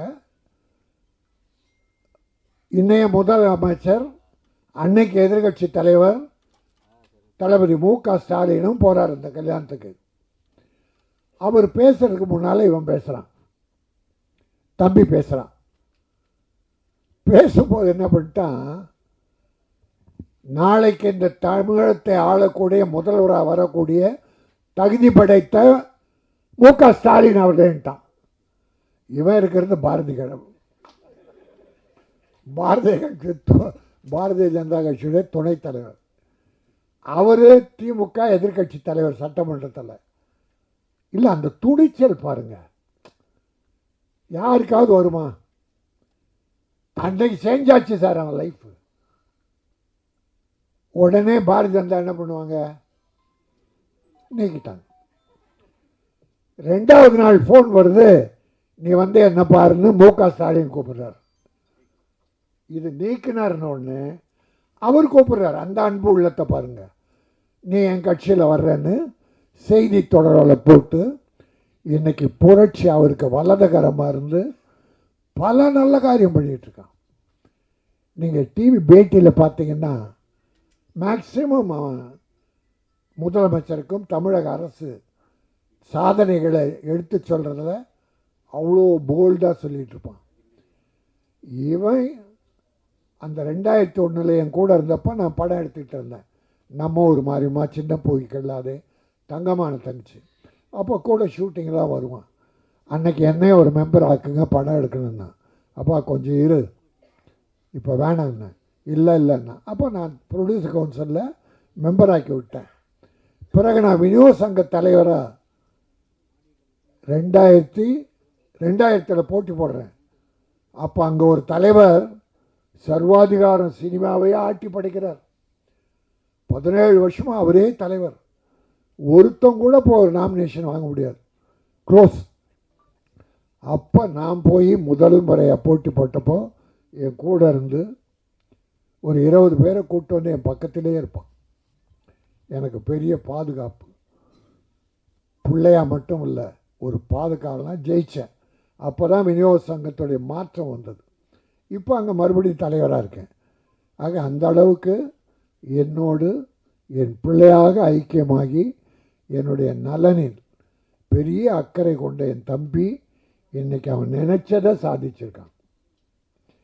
என்னைக்கு 25 வருஷத்துக்கு முன்னால் அண்ணே நான் ஒரு படம் எடுக்கணும் அப்படின்னு சொன்னவன் இன்றைக்கி ஒரு படத்தை டைரக்டரை நம்பி யாருமே கொடுக்க மாட்டாங்க, தனஞ்சய் சொன்ன போல். ஆனால் இப்படிப்பட்ட டைரக்டர் அடைய மாட்டாங்க.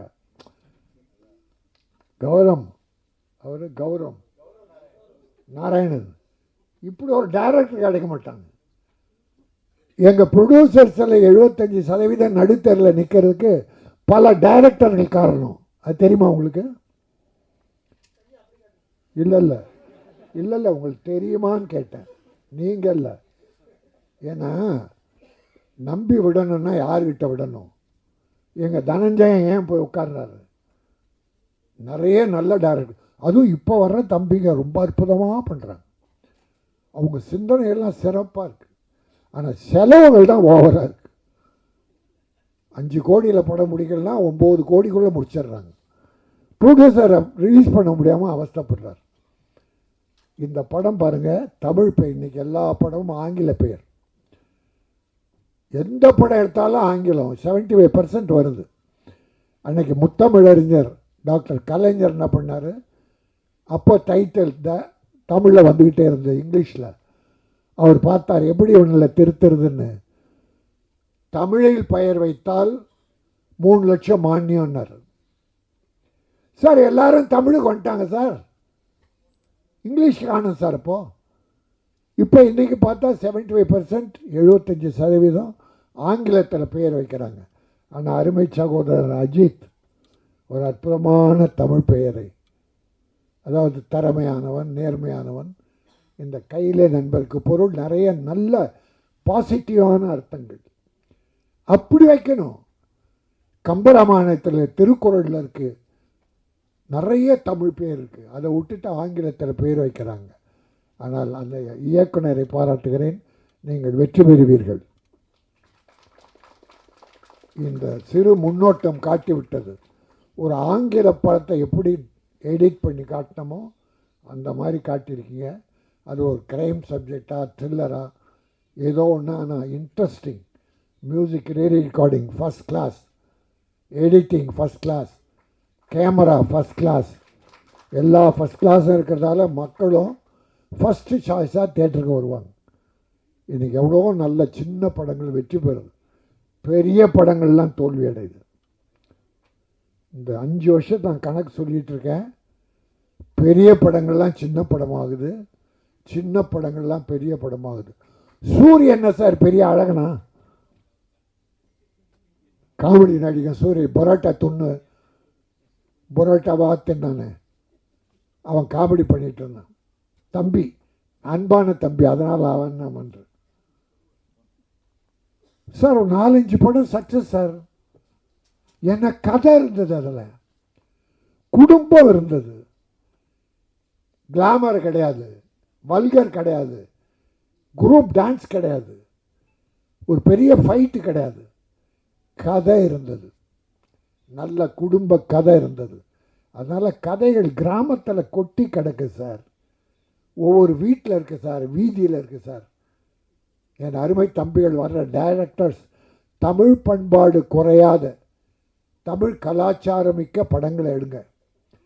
இப்போ நிறைய குடி பெருகிடுச்சு, அராஜகம் அதிகமாகிடுச்சு, கொலை கொள்ள அதிகமாகுதுன்னு எல்லாரும் கத்துறாங்க. நடக்குது, 1-2 நடக்குது. அதுக்காக சட்டம் ஒழுங்கு ஒன்றும் கெட்டு போகல, வழக்கமாக நடக்கிற மாதிரி நடக்குது. அது குடிபோதையும் ஒரு காரணம். இன்றைக்கி பல டைரக்டர்ஸ் பெண்கள் ஹீரோயினை குடிக்கிறத காட்டுறான் சார். நிறைய படத்தில் சார் ஹீரோயினை குடிக்கிறா சார். அது தயவுசெய்து வேண்டி கேட்டுக்கிறேன், பெண்கள் தான் இந்த குடும்பத்தை காப்பாற்றுற தெய்வங்கள். புருஷன் எப்படி அப்படி கெட்டு போனால் கூட தாய்மார்கள் தான் நம்ம குடும்பத்தை காப்பாற்றிட்டு இருக்காங்க, குழந்தைகளை காப்பாற்றுறாங்க, படிக்க வைக்கிறாங்க. அதனால் வர்ற டைரக்டர்ஸ் சமுதாயம் இன்னைக்கு கெட்டு போகுது. இப்போ பாரு, 5-6 நாளாக ஒரு போதை, ஒரு சினிமா போதை ஓடிக்கிட்டு, அது போட்டோம். ஆனால் நல்ல கொள்கை உள்ள படங்களை அற்புதமாக எடுங்க. இந்த படம் அற்புதமாக தூய்மையாக தமிழ் பண்பாட்டை சொல்லக்கூடிய ஒரு த்ரில்லர் என்பதை சொல்லி, ஒரு சின்ன விஷயம், தனஞ்சயன் ஏன்னா சிஎம்மோட இருக்கிற என் தம்பி பிடி அரசகுமார், பாக்யராஜ் எல்லாருக்கும் ஒன்றே ஒரு வேண்டுகோளை வைக்கிறேன். 200 கோடி 300 கோடி 100 கோடி சம்பளம் வாங்கி 500 கோடியில் படம் எடுக்கிற படத்துக்கும் வேலை செய்கிற தொழிலாளருக்கு அந்த 1500 2000 5000 சம்பளம். இந்த படம் எவ்வளோன்னு கேட்டேன், 2 கோடி. நியாயமான செலவு. தப்பு? அற்புதம் தம்பி. எத்தனை நாள் ஷூட்டிங் கேட்டேன், 34 நாள். பிரமாதம். அதை விட ஒன்றும் குறைச்சி பண்ண முடியாது. இதை வேலை செய்தாங்கள தொழிலாளி, 2 கோடி மொத்தத்தை படம். எவ்வளோ சம்பளம் கொடுத்தோம்? அந்த 300 கோடியில் தயாரிக்கிற படம் வேலை பார்க்குறாங்க தொழிலாளி, 100 கோடி 200 கோடி சம்பளம் வாங்கின ஹீரோ, அந்த தொழிலாளிக்கும் இதே சம்பளம். இந்த 302 கோடியில் படம் எடுக்கிறவங்களும் ஒரே சம்பளம். சரி, 500 கோடியில் எடுத்த படம் தேட்டரில் போகும்போது 150 ரூபா டிக்கெட்டு, 100 ரூபா டிக்கெட்டு. இந்த கையிலனுக்கும் 200 ரூபா 100 ரூபா டிக்கெட்டு, 150 ரூபா. எப்படி ஏழைங்க படம் பார்க்க வருவாங்க இந்த படத்துக்கு? அதனால் மாண்புமிகு தமிழக முதல்வரை இதை நான் ஒரு ஒரு ஒரு ஏதோ தவறாக சொல்லலை, ஒரு வேண்டுகோளாக, தொழிலாளிக்கு இப்போ இருக்கிற சம்பளம் இருக்கட்டும், இந்த 300 கோடி 400 கோடி படத்தை கொஞ்சம் ஏற்றி கொடுங்க. சினிமாவில் சின்ன படங்களுக்கு 60 ரூபா டிக்கெட்டு 80 ரூபா டிக்கெட்டு அப்படி ஆக்கினா ஏழைங்க உள்ளே வருவாங்க, படம் பார்ப்பாங்க. அப்போ சின்ன ப்ரொடியூசர் வாழ்வாங்க. இப்போ என் தம்பி இந்த படம் ஜெயிக்கும், போட்ட பணம் வரும், அவன் திரும்பி இன்னொரு படம் எடுப்பான். அவன் தொடர் இனிமே படத்தை விட மாட்டான், படம் எடுப்பான், சாதிப்பான், மிகப்பெரிய ப்ரொடியூசர்ன்ற பேர் எடுப்பான். நான் அவன் கூட ஒரு சின்ன வேஷத்தில் நடிப்பேன். கொடுப்பியா? இந்த கைலன் மிகப்பெரிய வெற்றி பெற வேண்டும். இதில் நடித்தவர்கள் பாருங்கள், நிறைய படத்தில் ஹீரோயினிங்க வரவே மாட்டாங்க ஆடியோ ஃபங்க்ஷனுக்கு. இதில் நடித்த நடிகர்லாம் வந்திருக்காங்க. உங்களை நான் வாழ்த்துகிறேன். போகணும் படம், நீங்கள் நடித்த படம்னா அந்த ப்ரமோஷனுக்கு போகணும். ஹீரோயின் நான் போக மாட்டேன், அதுக்கு பணம் கேட்குறாங்க சார். சம்பளம் வாங்கிறது டப்பிங் முன்னால் சம்பளம் வாங்கிடுறான். ப்ரொடியூசரை கேடு கட்டாலும் பரவாயில்ல, எனக்கு நீ டப்பிங் முன்னால் பணத்தை விட்டுன்னு வாங்கிடுறான். ப்ரொமோஷன் கூப்பிட்டா அதுக்கு 5 லட்சம் 10 லட்சம்னு கேட்குறாங்க சார். இந்த அக்கிரமெல்லாம் ஒழியணும், நல்லது நடக்கணும், சினிமா செழிக்கணும், ஆடியன்ஸுக்கு நல்ல படங்களை கொடுக்கணும். அந்த வரிசையில் கைலன் மிகப்பெரிய வெற்றி பெற்று சாதனை படைக்கணும். என் தம்பி பிடி அரசகுமார் அரசியல்வாதியாக மட்டுமல்லாமல் ஒரு நல்ல தயாரிப்பாளர்கள் வளரும். என்னுடைய வாழ்த்துக்கள். நன்றி, வணக்கம். வாழ்த்துக்களுக்கு நன்றி சார். கைலன் திரைப்படத்தில் முக்கிய கதாபாத்திரத்தில் நடித்திருக்கும் முத்துப்பாண்டி அவர்களை பேச அன்புடன் அழைக்கிறோம்.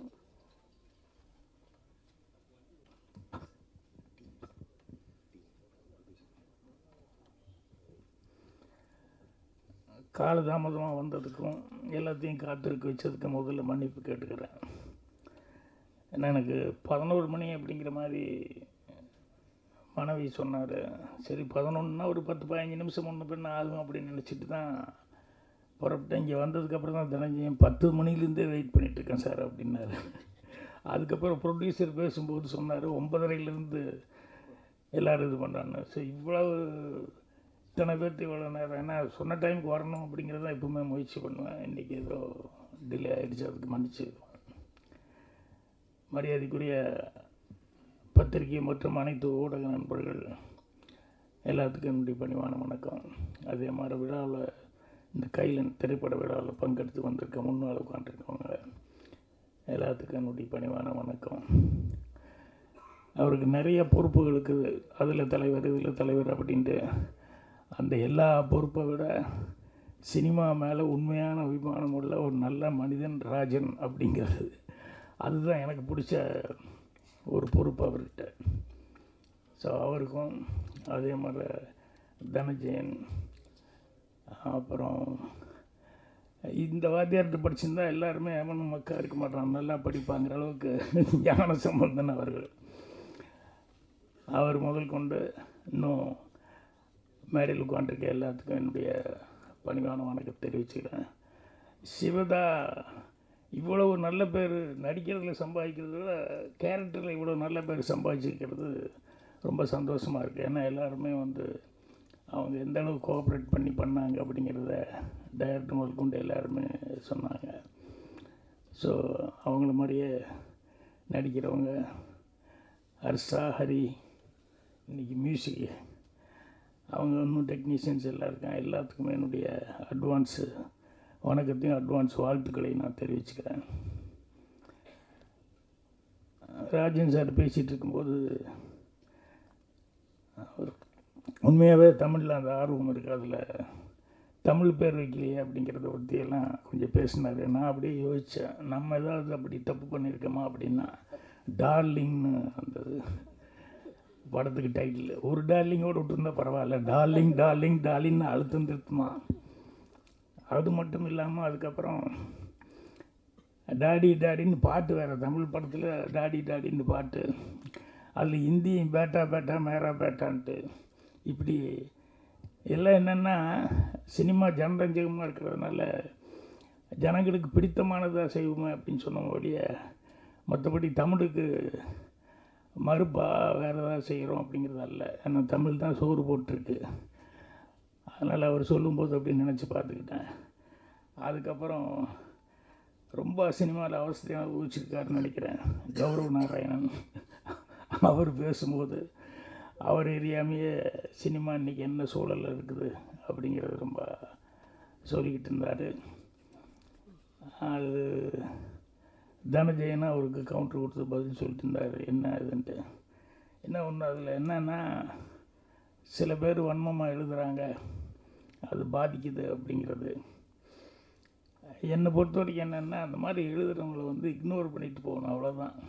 என்னென்னா நல்ல படம் எடுத்தால் அதை வந்து ஓடாமல் யாருனாலையும் தடுக்கவே முடியாது. நல்ல படம் போது கண்டிப்பாக வந்து அது ஓடித்தான் தீரும்.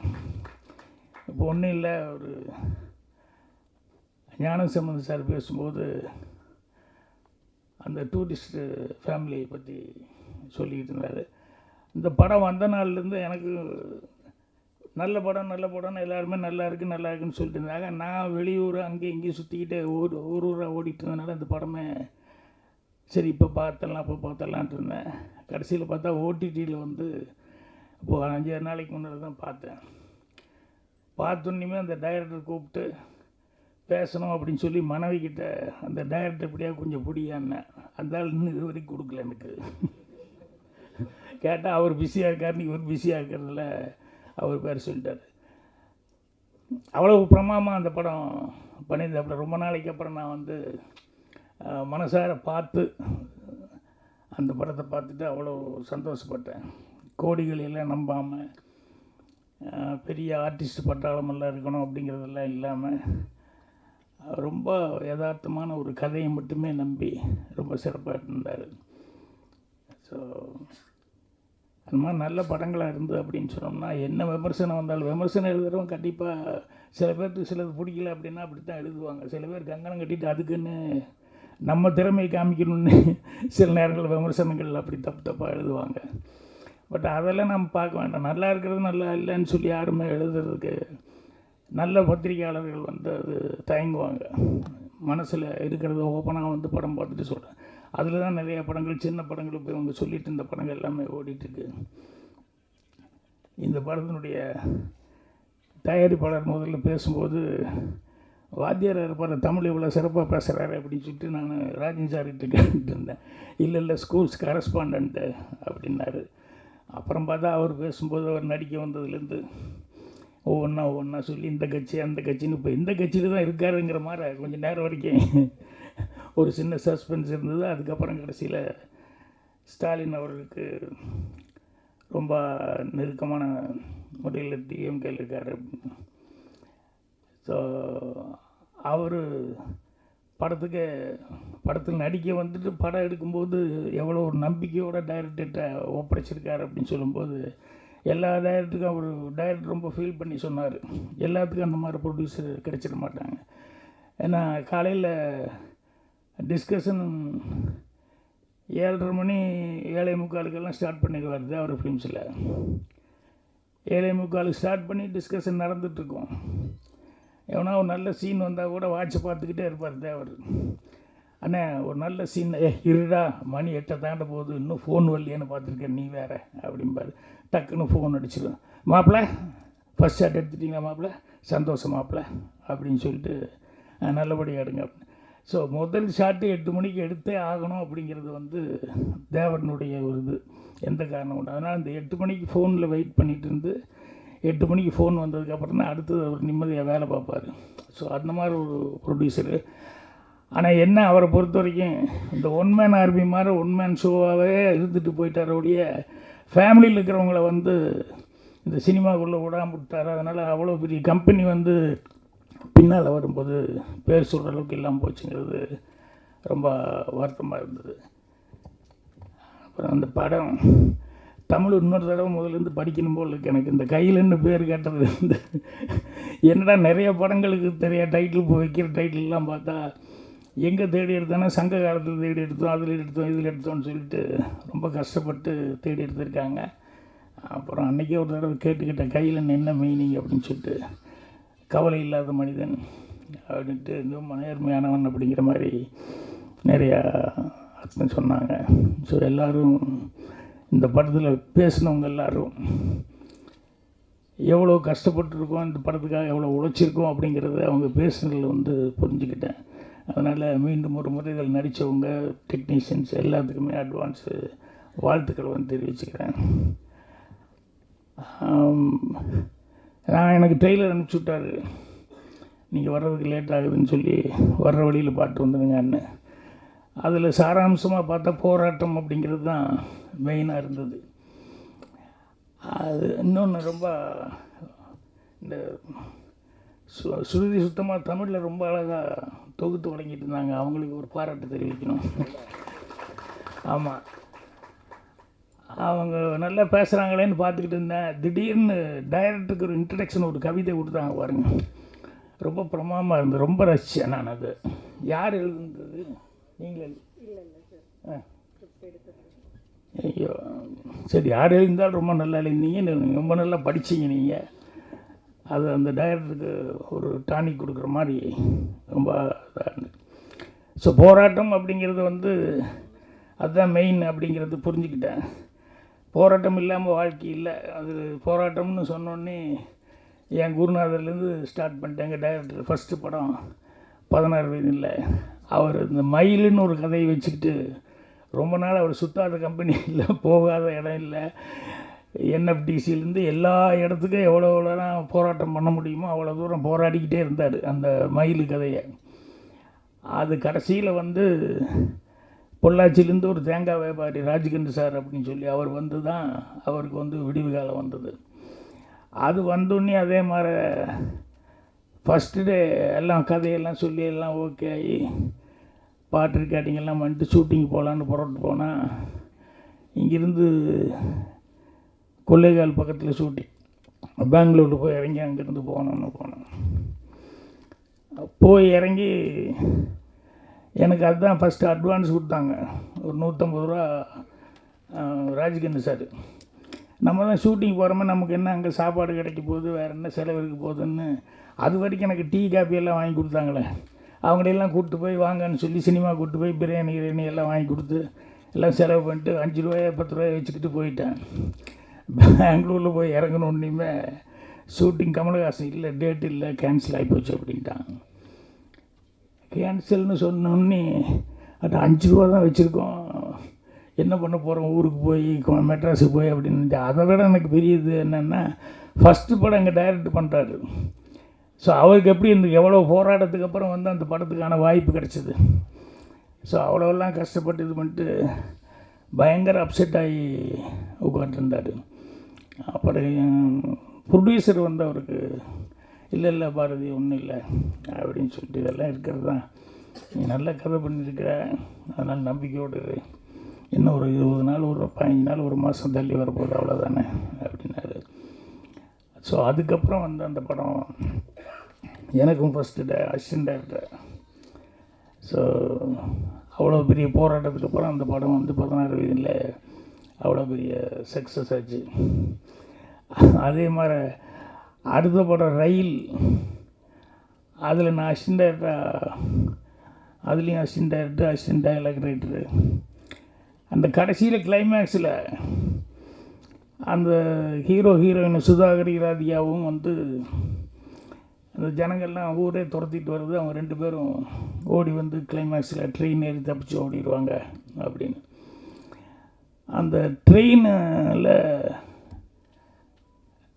லாங் ஷாட்டில் தான் ட்ரெயின் நோக்கி ஓடி வர்றாங்க அப்படிங்கிற மாதிரி சொல்லி சஜஷனாக முடிகிற மாதிரி இருந்தது. அந்த ட்ரெயினில் வந்து புறப்படும்போது ஒருத்தர் ஏறிட்டாங்க, ஒருத்தர் ஏற முடியல, ஏறிடுவாங்களா இல்லையா, ஜனங்க ஓடி வந்துட்டுருக்காங்கன்னு அந்த ட்ரெயின் கூடயே அந்த கம்பார்ட்மெண்ட்லேயே ஏறிடுவாங்களா இல்லையான்னு சொல்லி ஒரு டெவலப்மெண்ட்டு, ஒரு 5-6 ஷாட் இருந்தால் நல்லாயிருக்கும், அந்த பொண்ணுக்கு ஒன்று இவருக்கு ஒன்று காம்பினேஷன் அந்த ஹீரோவுக்கும் அப்படின்னு சொல்லி டைரக்டர்கிட்ட ஒரு சண்டை.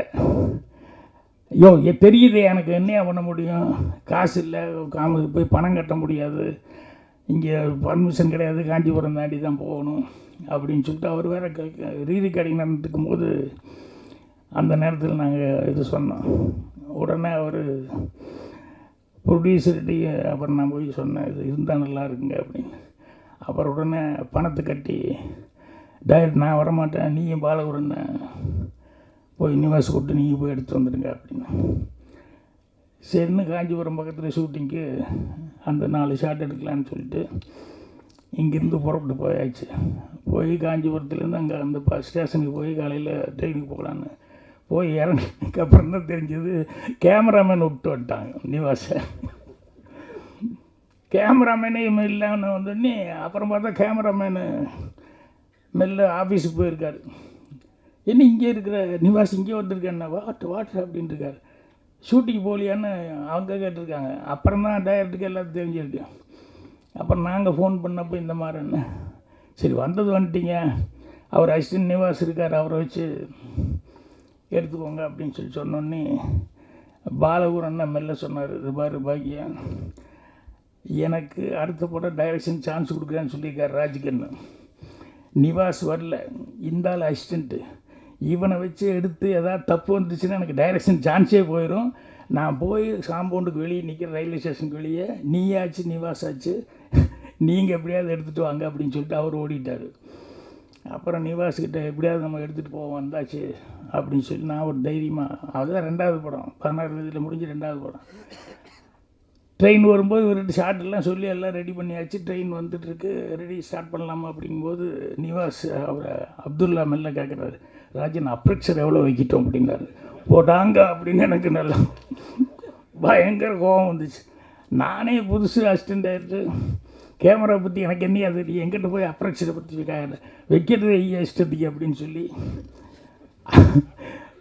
அதுக்கப்புறம் எனக்கு என்ன போராட்டம்னா, திரும்பி போனதுக்கப்புறம் என்ன பாலகுருவே எடுக்கலை, நீ என்ன எதுக்குன்னு சொல்லி எங்கள் டைரக்டர் ஏதாவது திட்டுனா என்ன பண்ணுறது அப்படின்னு சொல்லிட்டு வந்து ரஷ் பார்க்குற வரைக்கும் எங்களுக்கு பெரிய பிரச்சனையாக இருந்தது.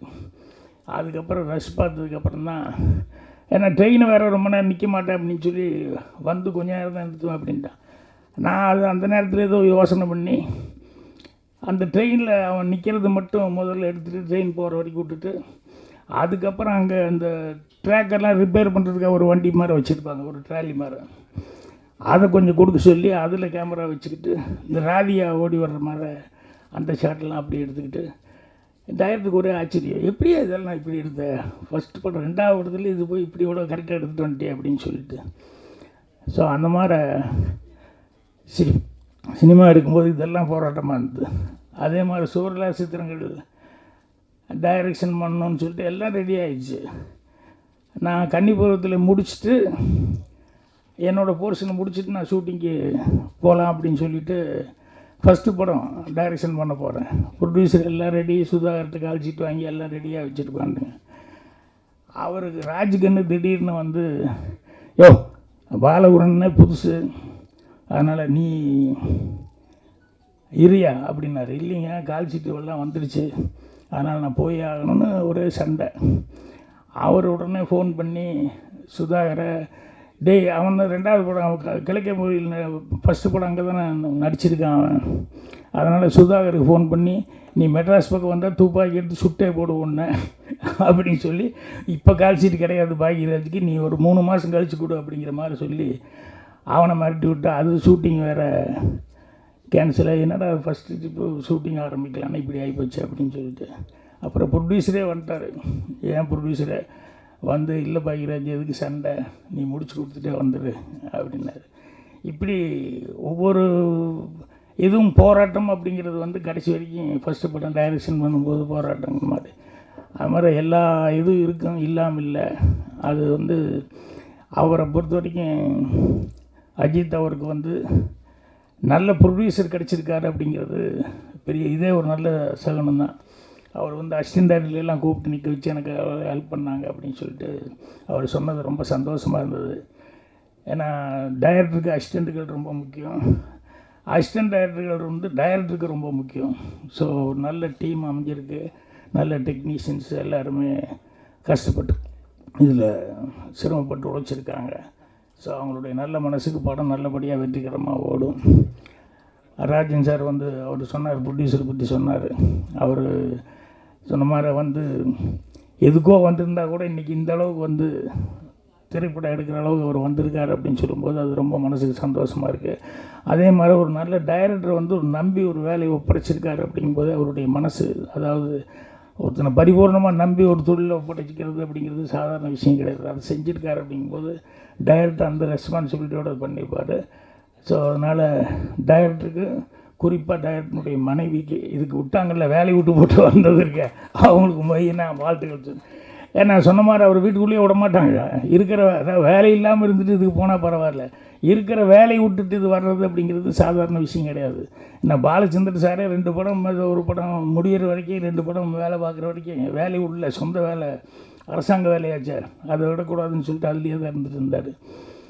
அது மாதிரி ரொம்ப கஷ்டம். என்கிட்ட அசிஸ்டண்ட்டாக வேலைக்கு வந்து சேர்ந்தாலும் முதல் கேள்வியே அவன் அசிஸ்டண்ட்டாக வர்றவங்கிட்ட ஃபஸ்ட்டு கல்யாணம் ஆயிடுச்சுன்னு தான் கேட்பேன். ஏன் அப்படின்னா, நீ கஷ்டப்பட்டு லைஃப்பில் ஏதோ ஒரு ரிஸ்க் எடுக்கணுங்கிற, நீ குடும்பத்தையும் சேர்ந்து பொண்டாட்டி பிள்ளைகளையும் சேர்ந்து ரிஸ்க் எடுக்கிற மாதிரி பாயிடக்கூடாது அப்படின்னு சொல்லிட்டு, கல்யாணம் ஆகலைன்னா சந்தோஷம், கல்யாணம் ஆயிடுச்சு அப்படின்னா வீட்டுக்கு வருமானத்துக்கு என்ன இருக்குதுன்னு முதல்ல கேட்டுக்குவேன். அப்புறம் சம்சாரம் சம்பாதிக்குதா, இல்லை குடும்பத்தில் சம்பாதிச்சு வச்சுருக்காங்களா, சம்சாரத்துக்கு பிடிச்சிருக்கா, இதெல்லாம் கேட்டுக்கிட்டு தான் வந்து அசிஸ்டண்ட்டையே சேர்த்துவேன். ஸோ அவர் வந்து வேலையை விட்டு போட்டு வந்தார் அப்படின்னு சொல்லும்போது அவர் மேலே எவ்வளோ நம்பிக்கை வந்து வச்சுருக்காங்க அப்படின்னு சொல்லும்போது அவங்களுக்கு தனிப்பட்ட முறையில் அவங்களுக்கு என்னுடைய பாராட்டை தெரிவிச்சுக்கிறேன். மொத்த டீமுக்கு என்னுடைய பாராட்டை தெரிவித்து வாழ்த்துக்களை தெரிவிச்சுக்கிறேன். நன்றி, வணக்கம். இலக்கை நிர்ணயம் செய், அந்த இலக்கை நோக்கி பயணம் செய். பயணத்தின் போது வேகம் கொள், வேகத்தோடு விவேகம் கொள். தடைகள் வரலாம், தாண்டிச் செல். பிழைகள் ஏற்படலாம், திருத்திக்கொள். தோல்விகள் காணலாம், கற்றுக்கொள். கற்றுக்கொண்டதை நினைவில் கொள், நினைவில் கொண்டதை பயிற்சி செய். பயிற்சியோடு முயற்சியும் செய். உனக்கான இலக்கை தொட்டுவிடலாம் என இலக்கை தொட்ட கைலன் திரைப்படத்தின் இயக்குனர் திரு அருள் அஜித் அவர்களை பேச அன்புடன் அழைக்கிறேன். சார், ஒரு சிறிய வேண்டுகோள், கைலன் பொருள் விளக்கத்தை நீங்களாவது சொல்லுங்க சார். என்ன மாதிரி அவங்களும் ஆர்வமா இருக்காங்க. அன்புடன் அழைக்கிறோம்.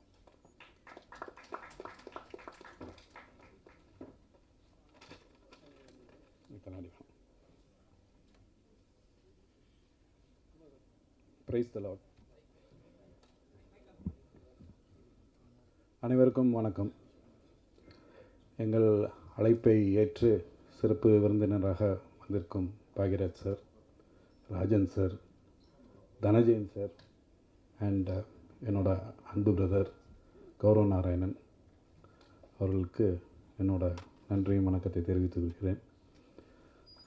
எப்போவுமே எங்களோட துணை நின்று சினிமாவுக்கு ஒரு தூணாக இருக்கிற பிரஸ் அண்ட் மீடியா நண்பர்களுக்கும் என்னுடைய அன்பு வணக்கம். மற்றும் இங்கு வருகை தந்து இந்த ட்ரெய்லர் வெளியீட்டு விழாவை கரெக்டாக நடத்தி முடிச்சதுக்கு சப்போர்ட் பண்ண அனைத்து நல்லுள்ளவங்களுக்கும் குடும்பத்தாருக்கும் அனைவருக்கும் வணக்கம்.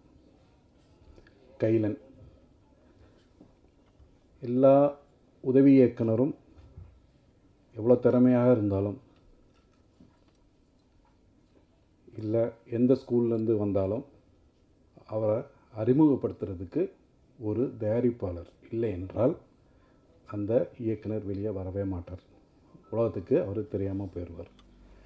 அந்த மாதிரி எனக்கு என்னை நம்பி இந்த படத்தை கொடுத்த பாசத்துக்குரிய அண்ணன் வி.டி. அரசகுமார் அவர்களுக்கு என் வாழ்நாள் முழுவதும் நான் கடமைப்பட்டிருக்கிறேன். I am very grateful sir. என்ன அப்படின்னா சார் சொன்ன மாதிரி தான், டே 1லேருந்து முடிக்கிற வரைக்கும் சார் வந்து ஒரே ஒரு நாள் தான் வந்தார். So the complete production, executive production எல்லாமே நான் என் டீமோடு சேர்ந்து ஹேண்டில் பண்ணி இந்த படத்தை முடித்து நான் அவருக்கு இன்னும் போட்டு காமிக்கல படத்தை. ஸோ நெக்ஸ்ட் வீக் நான் போட்டு காமிச்சிடுவேன். ஸோ அந்த மாதிரி ஒரு நம்பிக்கை சாருக்கு என் மேலே. ஸோ அந்த நம்பிக்கையை வந்து நான் கண்டிப்பாக காப்பாற்றிருக்கேன்னு நினைக்கிறேன். ஏன்னா இந்த படம் வந்து பயங்கர ஹார்ட் ஒர்க். ஏன்னா எங்களுக்கு வந்து என்றைக்குமே வந்து நான் வந்து ஒரு ப்ரொடியூசரோட டைரக்டராக இருக்க தான் ஆசைப்பட்றேன். ஏன்னா அவங்க கஷ்டப்பட்டு நமக்கு ஒரு காசு தராங்க, நம்மளை நம்பி ஒரு ஒரு படத்தை எடுக்கிறதுக்கு ஒரு வாய்ப்பும் கொடுக்குறாங்க. ஸோ அது நம்மளோட வாழ்க்கை. ஸோ அதை வந்து நம்ம சரியாக காப்பாற்றினா தான் மற்ற ப்ரொடியூசரும் நம்மளை நம்பி பணம் போடுவாங்க, ஒரு நல்ல படத்தை நம்மளால் உருவாக்க முடியும். ஆனால் சார் வந்து வரவே இல்லை அப்படிங்கிறதுக்காண்டி வந்து இஷ்டத்துக்கு வந்து நாங்கள் பட்ஜெட் அந்த மாதிரிலாம் இது பண்ணல. ரொம்ப கிளியராக படம் ஆரம்பிக்கிறதுக்கு முன்னாடியே ரொம்ப கிளியராக பிளான் போட்டு இவ்வளோ நாள் தான், இதுக்கு மேலே 5 பைசா நீங்கள் தர வேணாம் அப்படின்னு சொல்லி நான் வந்து ப்ராமிஸ் பண்ணி தான் அந்த படத்தை எடுத்தேன். அதே மாதிரி இன்க்ளூடிங் ப்ரொமோஷன்ஸ் எல்லாமே சேர்த்து அந்த பட்ஜெட்குள்ளே நான் வந்து படத்தை முடிச்சு கொடுத்துட்டேன். அதே மாதிரி குவாலிட்டி நாங்கள் காம்ப்ரமைஸே பண்ணல, ரொம்ப கஷ்டப்பட்டு இந்த படத்தை எடுத்திருக்கோம்.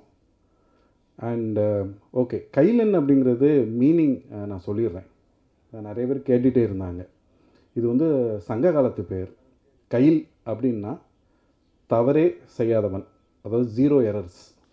அது இந்த படத்துக்கு பொருந்தும். ஏன்னா கிளைமேக்ஸில் ஒரு சர்ப்ரைஸ் இருக்குது. ஸோ அதனால் அதுக்கு ஏற்ற மாதிரி தான் இந்த பெயரை வச்சுருக்கோம். கைலன் அப்படின்னு சொன்னால் த பர்ஃபெக்ஷனிஸ்ட், அதாவது தவறே செய்யாதவன், நிலையானவன், சாதிப்பவன், அந்த மாதிரி ஒரு நிறையா பேர் இருக்குது. இது ஒரு பழைய தமிழ் பேர். கண்டிப்பாக வந்து சார் வந்து ஒரு நல்ல பேச்சாளர், ஒரு தமிழ் ஆர்வலர் கூட. ஸோ அதனால் நாங்கள் வந்து கண்டிப்பாக தமிழில் தான் வைக்கணும். நானும் அப்படி தான். ஏன்னா நானும் மதுரையிலேருந்து தான் வந்திருக்கேன். ஸோ அதனால் அதுவும் எனக்கு இந்த தமிழ் பற்று எல்லாமே வந்து எனக்கும் இருக்குது. ஸோ அந்த படத்தை நம்ம வந்து ஆரம்பித்தப்போ சாருக்கு வந்து ஒரு சின்ன இது சொன்னார். தம்பி, நீங்கள் ஒரு கமர்ஷியல் படம் கொடுக்குறீங்க, ரைட், ஓகே, மக்களுக்கு வந்து ஒரு என்டர்டெயின்மெண்ட், பட் ஏதாச்சும் ஒரு சின்ன மெசேஜ் முடிஞ்சால் நீங்கள் வந்து, அதாவது முடிஞ்சால் ப்ரீச்சியாக இருக்கக்கூடாது, பட் படத்தோட படமாக ஏதாச்சும் ஒரு நல்ல விஷயம் சொல்லணும். ஏன்னா நம்ம வந்து ஒரு பப்ளிக்காக நம்ம வந்து போகிறப்போ சின்னதை ஏதாச்சும் நீங்கள் சொன்னீங்கன்னா அது வந்து ஒரு பெனிஃபிட்டாக இருக்கும். பட் நான் கம்பல் பண்ணலை அப்படின்னு சொன்னார். பட் லக்கிலி இந்த ஸ்கிரிப்டில் வந்து அந்த மாதிரி ஒரு சில விஷயங்களுக்கு, ஒரு பிஸ்னஸ் இதுக்கு ஒரு ஹெல்ப் பண்ணுற, அதாவது அவங்களோட ஒரு வணிகர் அந்த மாதிரி ஒரு பொறுப்பில் இருக்கிறவங்களோட ஒரு பாதுகாப்பு எப்படி இருக்குங்கிறத ஒரு சின்னதாக ஒரு மெசேஜோட ஒரு கமர்ஷியலாக ஒரு இன்வெஸ்டிகேட்டிங் த்ரில்லராக சொல்லியிருக்கோம். அதுமாரி ஒரு நிறைய சர்ப்ரைஸும் இருக்குது உங்களுக்கு கிளைமேக்ஸில். ஸோ நிறையா நான் ரிவீல் பண்ண முடியாது. ஸோ இந்த படத்துக்கு யார் வந்து ஆப்டாக இருப்பா அப்படிங்கிறத அடுத்த முடிவுக்கு வந்தோம். ஸோ அப்படின்னு பார்க்கும்போது எல்லாருமே வந்து நிறையா வந்து இவங்கள இது பண்ணலாம், அவங்கள இது பண்ணலாம் அப்படின்னு சொன்னாங்க. அப்புறம் எனக்கு என்ன ஒரு தோணுச்சு அப்படின்னு சொன்னால், எல்லாம் மோஸ்ட்லி இன்வெஸ்டிகேட்டிவ் த்ரில்லர் பார்த்திங்கன்னா மேல் டாமினேஷன்லேயே வந்துட்டே இருந்துச்சு. ஸோ அதனால் நாங்கள் என்ன டிசைட் பண்ணோன்னா, 2 மெயின் கேரக்டர்ஸ் வேணும் அப்படின்னு சொல்லி இருந்தப்போ, என்னோடய ஃபஸ்ட்டு ஆப்ஷன் வந்து ஷோதா மேம் தான். ஏன்னா நான் வந்து அவங்கள அதே கண்கள்லாம் பார்த்துருக்கேன். ஸோ அவங்க பெஸ்ட்டாக ஆக்டிங் அவார்ட் வாங்கியிருக்காங்க, ஆக்ட்ரஸ் அவார்டு வாங்கியிருக்காங்க. அதேமாரி நெடுஞ்சாலை சார், தனஞ்சயன் சார் சொன்ன மாதிரி 0 அந்த மாதிரி, அதாவது அந்த மாதிரி ஆக்ட்ரஸ் உங்களுக்கு இருந்தாங்கன்னா, நான் எந்த டேரக்டர்னாலும் எந்த வேலையினாலும் இந்த இவ்வளோ நாளில் செய்ய முடிஞ்சால் தாராளமாக செய்யலாம். ஏன்னா கண்டினியூஸாக ஷூட் போச்சு. அதாவது நாங்கள் இவ்வளோ ஷார்ட்டாக முடிக்க முடிஞ்சுன்னு ஒரே ரீசன் என்னென்னா, அவங்க வந்து ஆல்மோஸ்ட் நிறையா நாள் வந்து தூங்காமல் கண்டினியூஸாகவே ஷூட் பண்ணியிருக்காங்க. ஸோ அதனால தான் இந்த படத்தை இவ்வளோ சீக்கிரமாக முடிக்க முடிஞ்சுச்சு. அதனால் I am very grateful to her, ஏன்னா இந்த படத்தை முடிச்சு கொடுத்ததுக்கு. ஏன்னா அவங்க ஒவ்வொரு தடவையும் கேரளாலையும் ஷூட் போயிட்டு திருப்பி இங்கே வந்து மார்னிங் வந்தவொடனே ஷூட் முடிச்சு திருப்பி நைட்டு 4 o'clock வரைக்கும் ஒர்க் பண்ணி கொடுத்துட்டு போனாங்க. ஸோ அதனால் she is very professional and ஒரு amazing human being. First of all செட்டில் இருக்க எல்லாத்தையும் நல்லா பார்த்துக்குவாங்க, எல்லாமே கேட்பாங்க, எவ்ரி டைம் வந்தாலுமே எந்த ஆட்டிடியூட் இருக்காது. அவ்வளோ சிம்பிளான ஒரு பர்சன், அவ்வளோ எங்களுக்கு ஈஸியாக இருந்துச்சு. அதே மாதிரி அடுத்த லீட் வந்து அஃப்கோர்ஸ் ரம்யா. அவங்களால இன்றைக்கி இங்கே சென்னையில் இதெல்லாம் இல்லாதனால அவங்களால பார்ட்டிசிபேட் பண்ண முடியல. அவங்களுக்கும் ஒரு ஜேர்னலிஸ்ட்டாக அவங்க வந்து ஒரு சீஃப் எடிட்டராக பண்ணியிருக்காங்க இந்த படத்தில். ஸோ அவங்களும் வந்து she's a very good actress, அவங்களுக்கு எல்லாத்துக்குமே தெரியும். ஸோ அதனால் அவங்களும் இந்த படத்துக்கு பெஸ்ட் எஃபர்ட்ஸ் கொடுத்துருக்காங்க.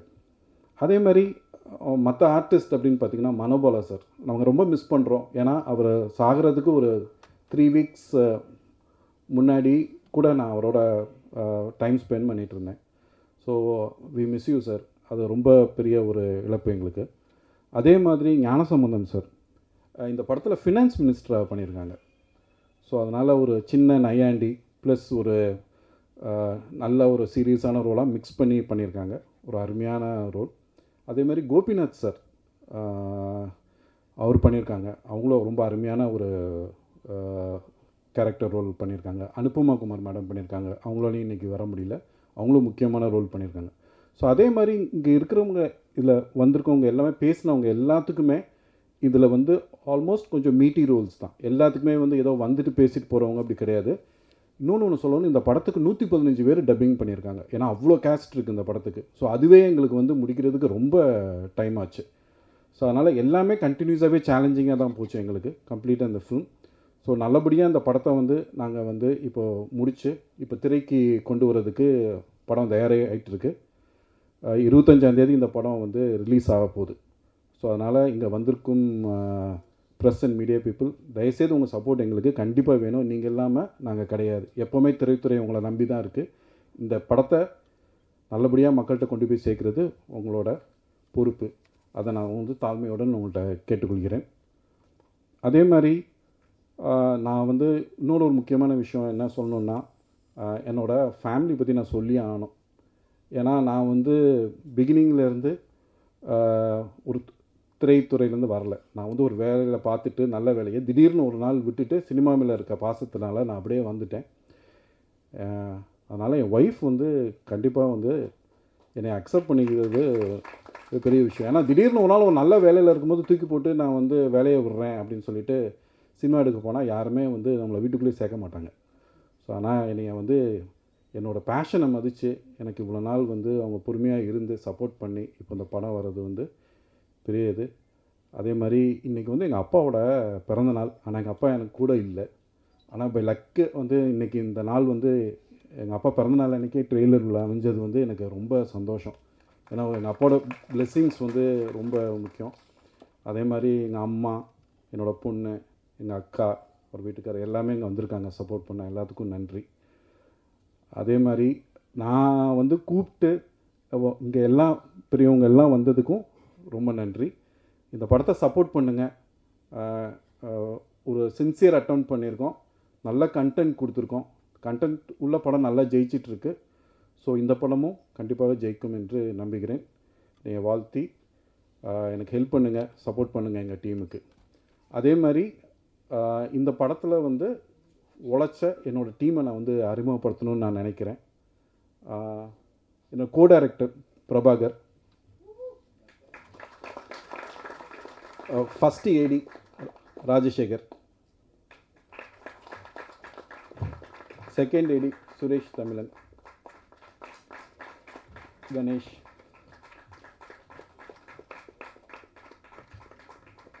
இவங்க இல்லாமல் என்றைக்குமே எதுவுமே தனியாக செய்ய முடியாது. It's a team work. எவ்வளோ பெரிய டேரக்டராக இருந்தாலும் டீம் நல்லா இருந்தால் தான் படம் நல்லா அவுட்புட் கிடைக்கும். டே அண்ட் நைட் ஒர்க் பண்ணவங்க எல்லாத்துக்குமே எனக்கு ரொம்ப நன்றி டீம் சார்பாக.